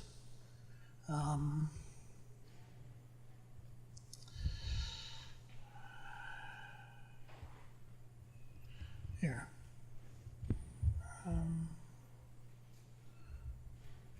Okay, well, I seem to have accepted. Oh, here, this is an example, a place that has actually accepted me on occasion. They're sometimes a little slow in responding. That's why it says query and query. You've got a space for comments there. Here's the detailed guidelines. So I don't have to be online to look at all of this stuff.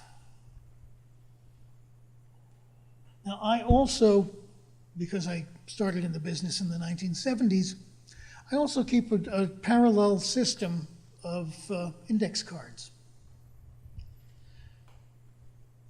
I try to have every poem out to a minimum of 3 places at all times. So something comes back, I log it on here, I look at the index card, see how many places is it still out to. If it's out at 2 places, I bring it to the front of the box. When I've got 5 cards at the front of the box, that's a packet.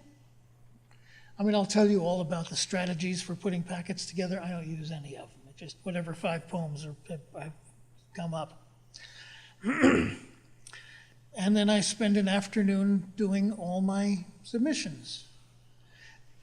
It takes an afternoon, yes, to send 5 poems to 5 different journals, 5 to 7 journals, because I'm going through that list and I don't want to send it to some place that's already got stuff, or I don't want to send stuff to a place that's rejected me in the last couple of months.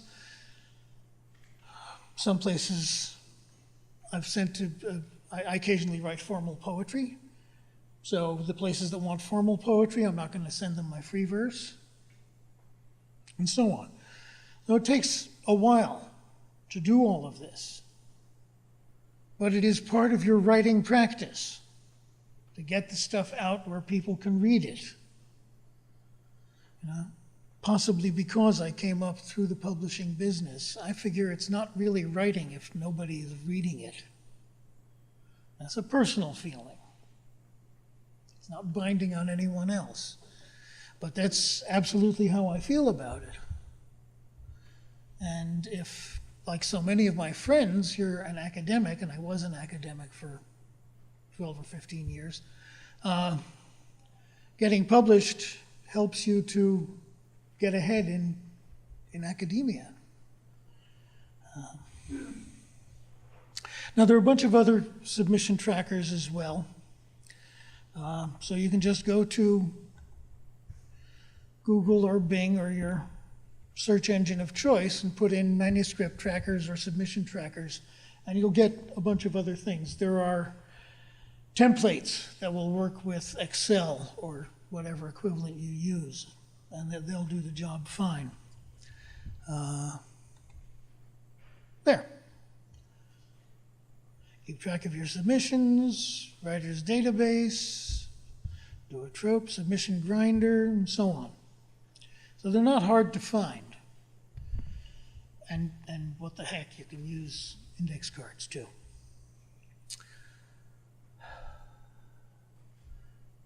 If you really, really, really need to know the meaning of your rejection letter, go to the rejection wiki. And they have samples of all the standard rejection letters. Most places have different tiers. Now, when I very briefly ran a poetry online magazine, I had, I think, 4 levels of rejection. One of them was, oh my God, some enemy of yours is sending this out under your name and you need to find out who it is. I picked that one up from Arthur Clarke, actually. And the next one up is, thank you very much, but this isn't what we're looking for right now. And that's what most people get. And then the next one up is, boy, I really like this, but it isn't quite right. Try me again. And then the next one up is, I really love this except for this phrase in line 17, which I think needs to be fixed. Of course, that's not a pre-formatted letter. You get one of those and they're asking for revisions. That's basically an acceptance. Just you have to make a few changes. But if you need to know to parse all the details of what rejection you've gotten, this is where to go. And There are some magazines that are not represented, but a lot are, and I've contributed some to this one. I can't stress enough how much a rejection letter isn't personal. You know? They don't know you. Actually, my favorite rejection letter I ever got did come from someone I knew. Gardner Dozois, who was the editor of Asimov's science fiction magazine for many years. He rejected a story of mine, and I got this letter back, and it said, "Dear Gerald, there were some things we liked very much about your story. And well, first of all, my name isn't Gerald. And secondly, the details in the story that he liked were not my story. So I sent it back and suggested that he send it to Gerald. And if Gerald sent the one he got back, he could send that to me. Never heard any more about it. Many journals now take submissions through Submittable. It's free for you. There's no reason on earth not to use it.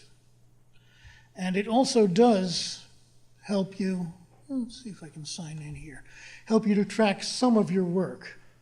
Obviously, the journals that don't work through Submittable, it's of no help to you at all. But when the ones that do, if we live long enough for this to come up, it will show you your submissions in chronological order or alphabetical order.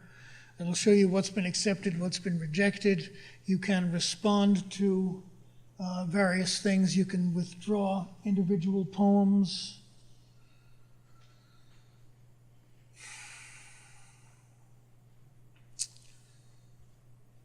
Well, okay. You'll go to Submittable, you'll find out how it works and all of this. If you run into problems, you think an editor's dishonest, something like that, Writer Beware is actually not just for science fiction. Science Fiction and Fantasy Writers of America operates the site, but they have all sorts of information. So, for example, alerts for writers, and they have ratings of editors and publishers, and now up to 5 seconds.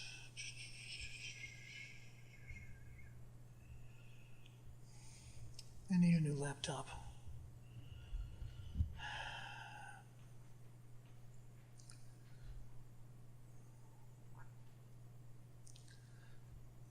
Okay, so let's find out about Desert Rose Literary Agency. Former employee of convicted fraudsters George and Janet Titsworth, Leanne Murphy of San Angelo, Texas, established Desert Rose Literary Agency. Well, that's, you don't really need to go much further than that. They also have a database where you can look stuff up. So if you hear from an agent who has read one of your poems in an online journal, you can find out from them whether they're legitimate. Not that agents are really interested in poetry, because 15% of the nothing you got for the poem is not going to pay an agent's rent. But you can check with people here. It's very useful. And finally got this.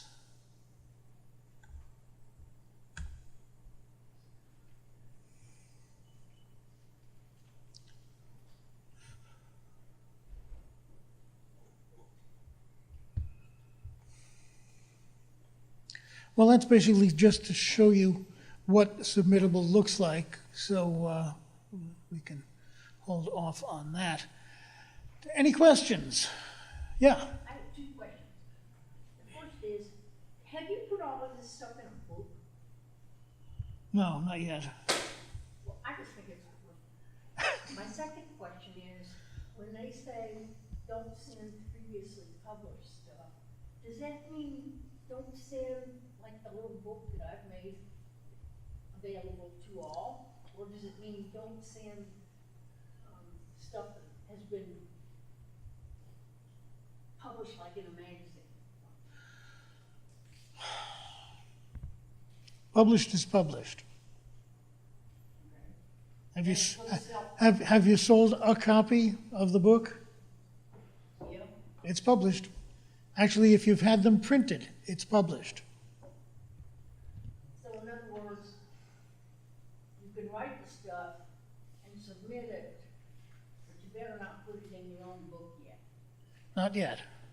Now, I'm not an expert on self-publishing because, again, probably because of my background, I basically don't believe in it. It's entirely possible to have a whole career without self-publishing. A friend of mine, Jane Yolen, just recently published her 365th book. None of them have been self-published. And in fact, she is not the most published author I've known. So, yeah, I mean, it's possible to get your stuff out there without doing it yourself. It's a whole different process. I mean, you have to go through all of this. And I've been talking only about poems and packets of poems. The process is very similar for a chapbook, small book, or a regular collection. I saw someone, well, she's not here anymore, I don't think, who was carrying her poems in a packet and said someone's anthology. So just a little word of advice. Use the correct terminology. An anthology is a book with work by a bunch of different people. A collection is like your book, one author. Sometimes two authors if they collaborate. But selling a book is very similar, except there are fewer publishers. You generally do pay a fee because most poetry books are published as part of a contest. There are some places that won't do it. And you have to be fairly careful. My first book was published by Unsolicited Press, and it was the second book they published, and they had no idea what they were doing. I did just get a royalty check for $2.98. That's the first check I've gotten in 2 years. Sold one book. So theoretically, you could put a book together and print it, but if you've never sold one even that was printed, did you still submit no problem? No, if you've printed the book, it's published. Okay, thank you. Yeah.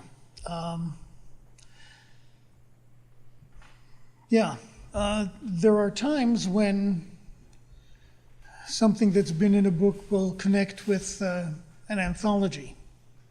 There was an anthology of astronomical poetry published to support the astronomy department at Ball State University in Indiana.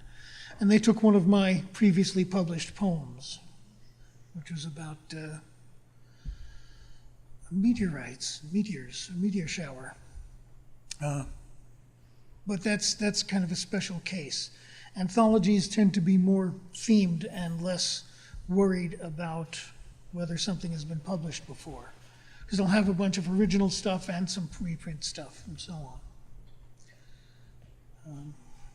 Any other questions?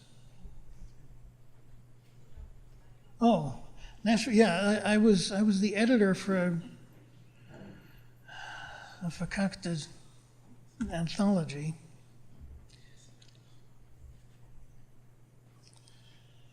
That's what it looks like if you're the editor. And there are no submissions there now because the anthology was published 6 years ago or something. Here we go. So here you can see it's the accepted poems.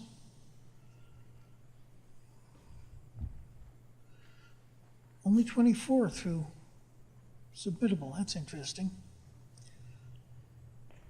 Here's my active submissions. That's The Art of Painting a Room is a chapbook. And they're sorted by date, so we go back, and I go down to here, and I can see, oh, I sent 5 poems to Red Coyote on January 5th, 2016, and I haven't heard back yet. I think it's time to follow up on that one. Actually, I think they changed the name of the journal at some point, and they did accept one of those poems. The Offing, that's a little more likely. That's only a little more than a year. But sometimes it's good to go back and check these things and just how old they are. We like to think that email always goes through. It doesn't. Email gets lost actually about as often as regular mail gets lost.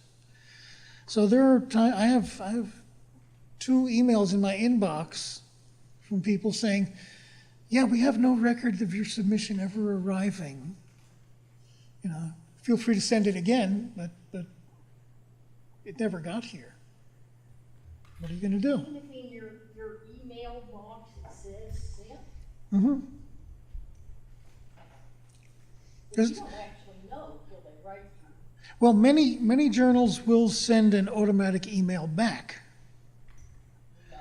Yeah, we got your submission and you know, expect to hear from us in, well, they'll usually say like 2 to 3 months, and then you figure that means 6 to 8 months. But yeah, again, that's why you don't send it to just one place at a time. You don't want to be waiting all that time. You should be busy writing, not waiting. Yeah, and again, it's part of the business, is every now and again you go through and you see what's really old and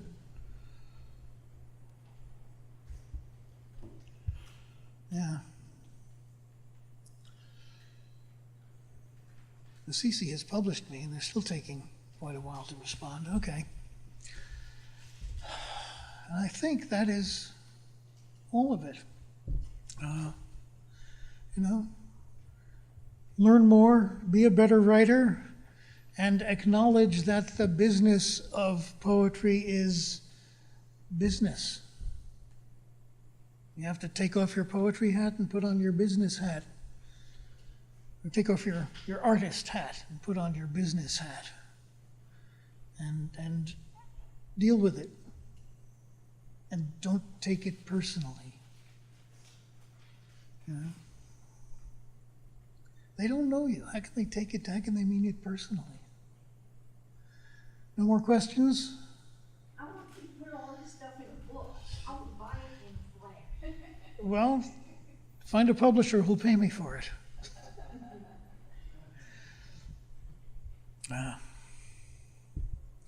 Okay, I guess I'm done.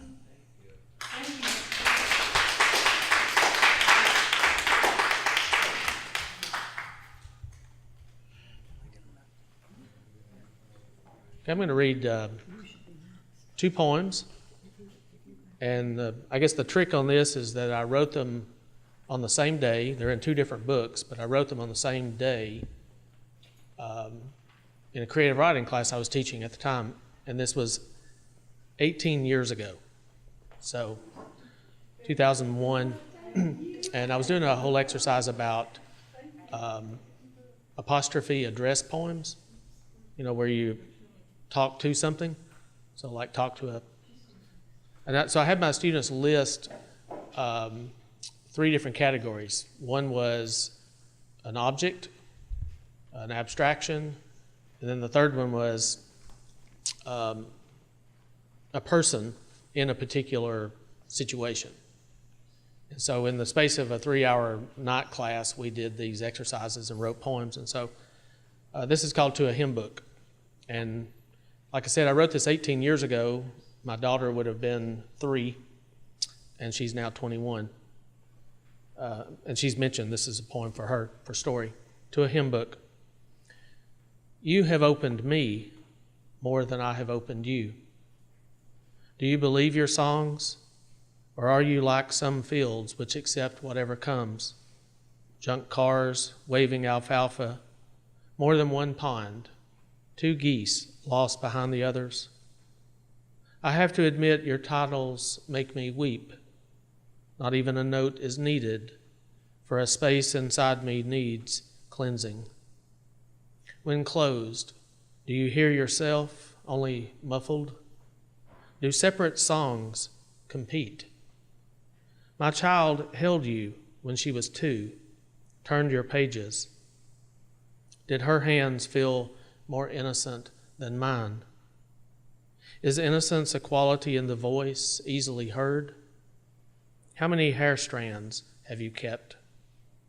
I like to think of singing as caressing, of testing the reach or depth of what's inside.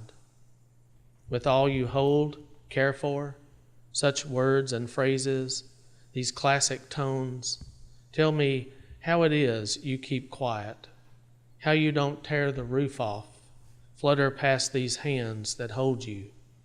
Do I prevent you this?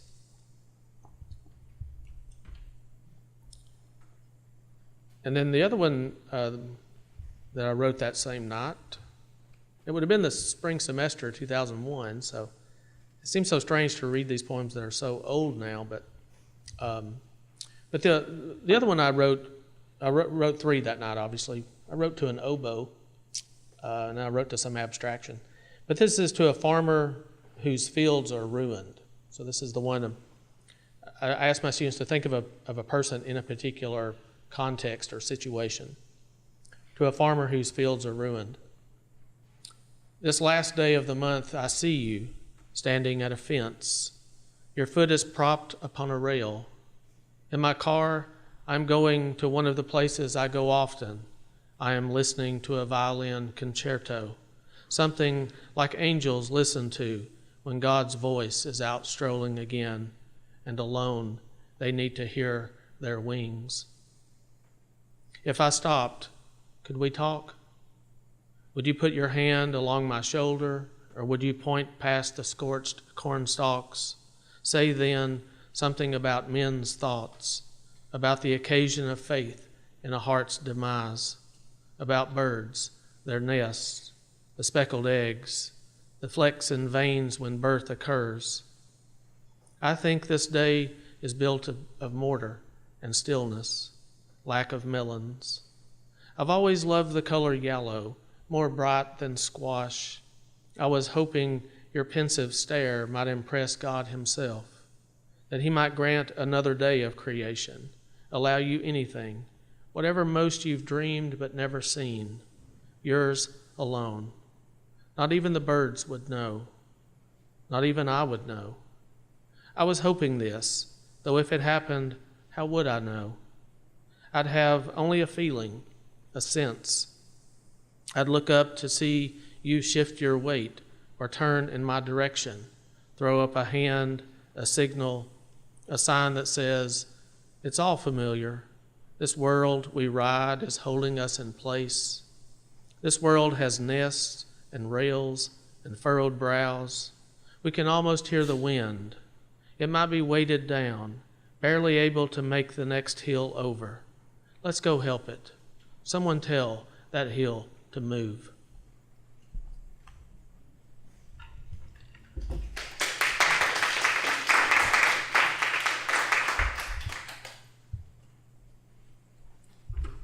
Thank you, Jeff. That's awesome. Next, Sandy Kuma, one of our hosts of Poets from the Neighborhood.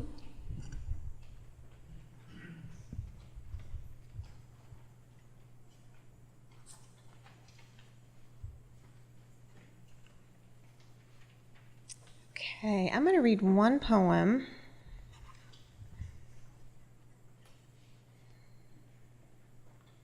And now I can't find it.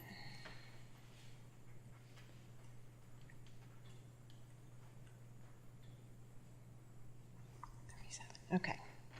This poem is called Letter to Laura from Eureka Springs. Laura is my sister, and she, about 10 years ago, she had cancer. And she's in remission now, so she's doing great. Eureka Springs is a little town in Arkansas which is known for It's healing springs. So that's kind of the connection in this. Postcard to Laura from Eureka Springs. The Ozarks push outward and upward, and on the ledge, this town clings like ivy. They say water from the springs will heal, and when I ask what ailment exactly, they answer everything from arthritis to blindness. Should I throw myself in, dear Laura, the way we cannonballed from the diving board at the YMCA pool? Immerse my body in magic so that you can touch my skin and be healed too? I walk the broken sidewalk to the shops on Spring Street. Sailor's Luck tattoo, crystal water beads, Scarlett's lingerie and curiosities, and wish you were here to drag me into the Mystic Moon psychic shop and buy tarot cards and deal our future out in front of us. What would we find, Laura, but a ribbon of longing which we'd pull from our throats and wear around our wrists like scars? You are afraid to want too much, but I want to believe the future can taste like ginger, like almonds, and can heal our ruined bodies with whatever shred of faith we have left in us. Thank you, guys.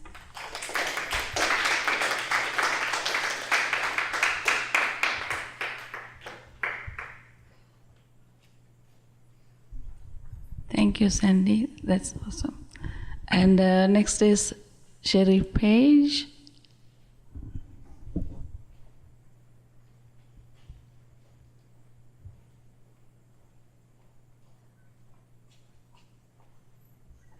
The wires. I think I knew they were here. I'm so glad to be here. Thank you. I'm going to read a poem. It's interesting that Sandy just read one about her sister, because in her book, was it Presence of Absence? Is that the title of that one? Okay. I read a poem in that one of Sandy's that was written about her sister. I don't know to her sister, but it was about her sister. And I was so touched by it. And it had never occurred to me to write a poem about my sister. My sister and I are very different. When we were children, we had a lot of conflict. She is not a poetry reader, and she laughed when she understood that I was going to be trying to get a book published. So I began to watch. I began to watch for a moment between us that would be worthy of a poem and inspire me to write one. And I mean, it happened. This poem is called Uncomfortable. Let me start by expressing my discomfort in having to admit an inability of believing you could find a way to insert your holy self into our oh-so-sophisticated lifestyle here, now. I find myself currently bumbling about in feeble attempts to recount how amazing this one phone conversation tonight. One only imagined in dreams of finally speaking the same language with a sister who generally shares little but the same birth mother and father, plus brother makes 3, and yet tonight includes thee. I'm pretty sure it was you there on the line listening in. Giving the pauses in between awkward responses a fresh breath like you are so good at. Makes them start up again bolder, incredulous that two people who've known each other at such distance for so long could speak this way. Most remarkable of all may be the offhanded denouement, the let me sleep on it, talk in the morning, lightness of being. The dead giveaway that I love you would surely follow this good night to bed. Thank you for inspiring that.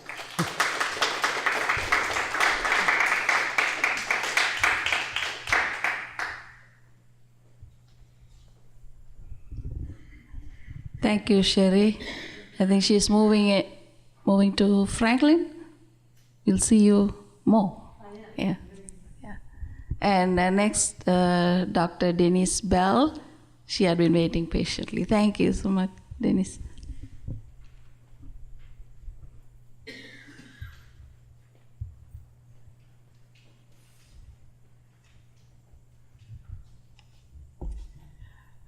My daughter, Stephanie Renee Bell, passed away when she was 20.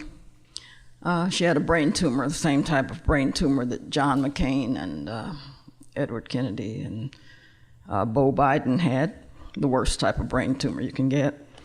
I'm going to read some poems from her autobiography. This one she wrote when she wrote 4 novels and her autobiography. This first poem she wrote during her illness, The Thorn of a Rose. Painted in poetry so that no one will know of the pain deep inside that just cannot be shown.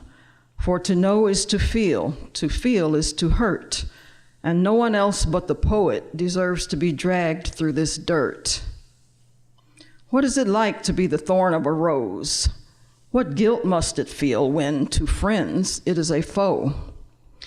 All that it desires is to grow and to love, but its prick leaves a wound when others near for a hug.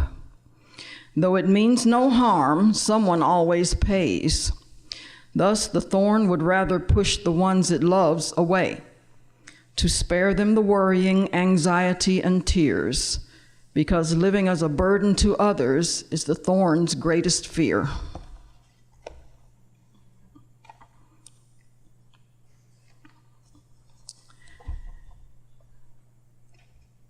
Stephanie wrote this poem 2 years before she was diagnosed, so she was a teenager and in the throes of teenage angst. Abandoned. Am I unnecessary, the piece that doesn't fit? Everything I love is destined to hurt me. Everyone I trust will eventually desert me. Why am I writing poems that no ear will ever hear? Why do I possess this love for art that only burns and sears?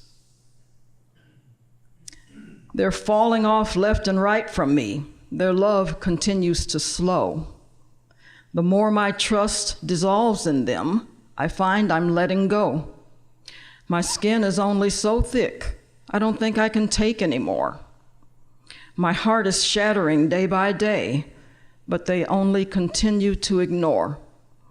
What hurts the most is loyalty once displayed to my face. But now that they've left, I only see it as mere courtesy gone to waste. If you won't walk with me, then just leave me, and don't make it worse.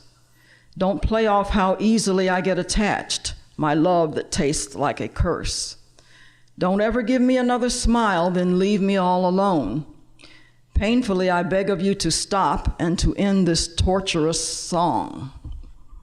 The last poem I'll read is a poem that she wrote when she was 14, called Caged Birds. Daily we live, daily we learn. Life leaves its scars, and for love we yearn. Yet I'm faced with ubiquitous truth in the matter of contradiction. Because we tend to act on fantasies, our dreams are only fiction. So never do we vent, for we're afraid of the consequences, afraid to leave the house and cross other neighbors' fences, afraid to let our baggage be exposed amongst the crowd, afraid to drop our pride and let God guide us to living out loud.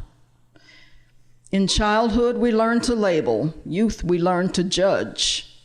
Adulthood brings anxiety, and against the innocent, there is a grudge. Our lives revolve around the act, keeping our pride intact. And because of this, we hurt and refuse to face the facts. Fear begins to dictate the desires of our hearts. like living in a game, we're put right back on start. Dreams can't be reached if our security lines are breached.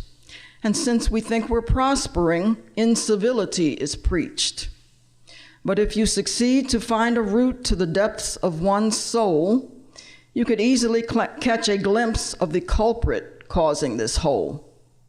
Because though we're constantly faced with feeling we don't belong, we're more alike than we think, as caged birds singing the same song. Thank you.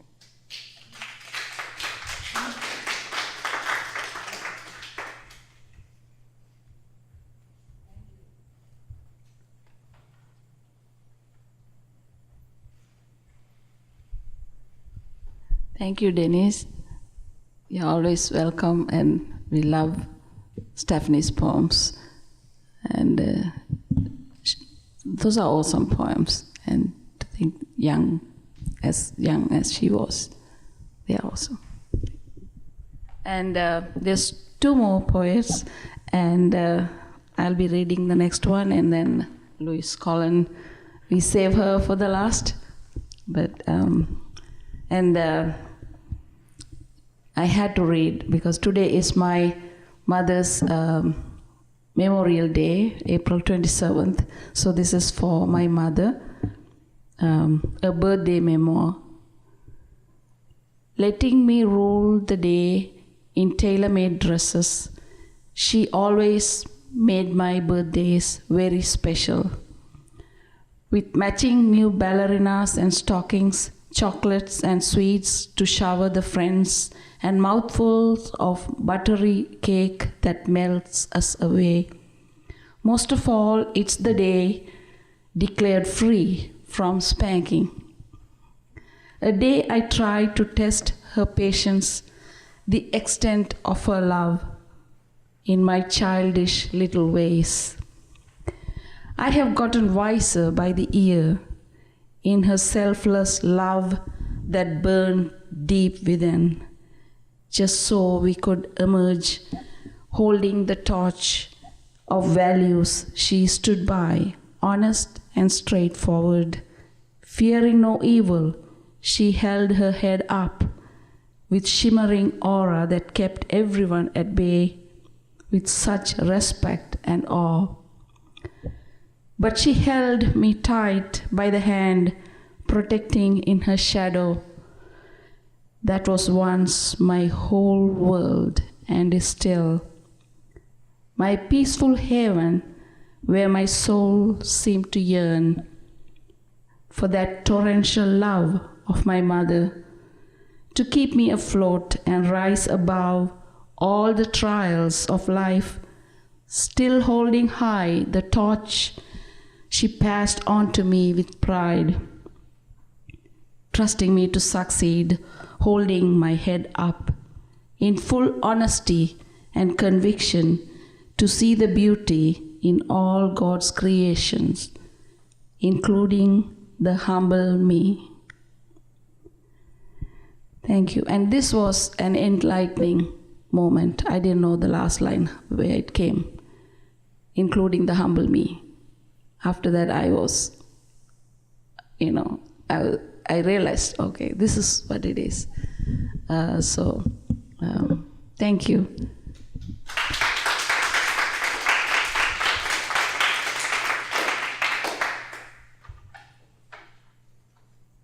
So next, Louise Collin, our favorite treasure, and she's awesome. She still writes poems and love poems. You should hear them, really. And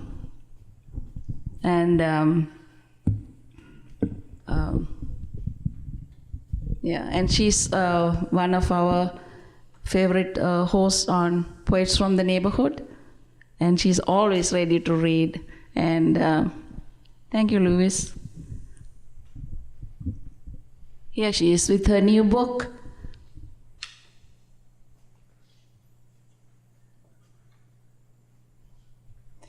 Thank you. I asked Vera to let me read this poem.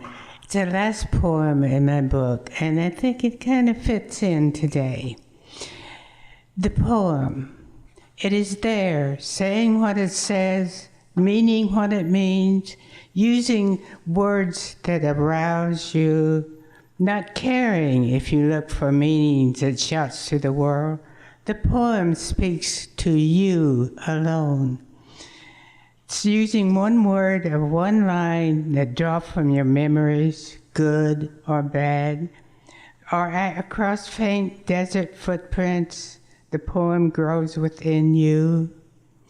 Its own roots, unpruned, unwatered.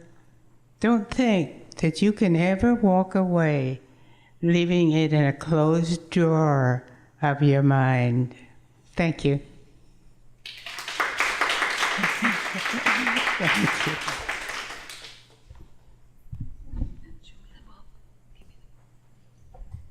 And this is a book, Time Removed. Really awesome book, you know her. And so, thank you. And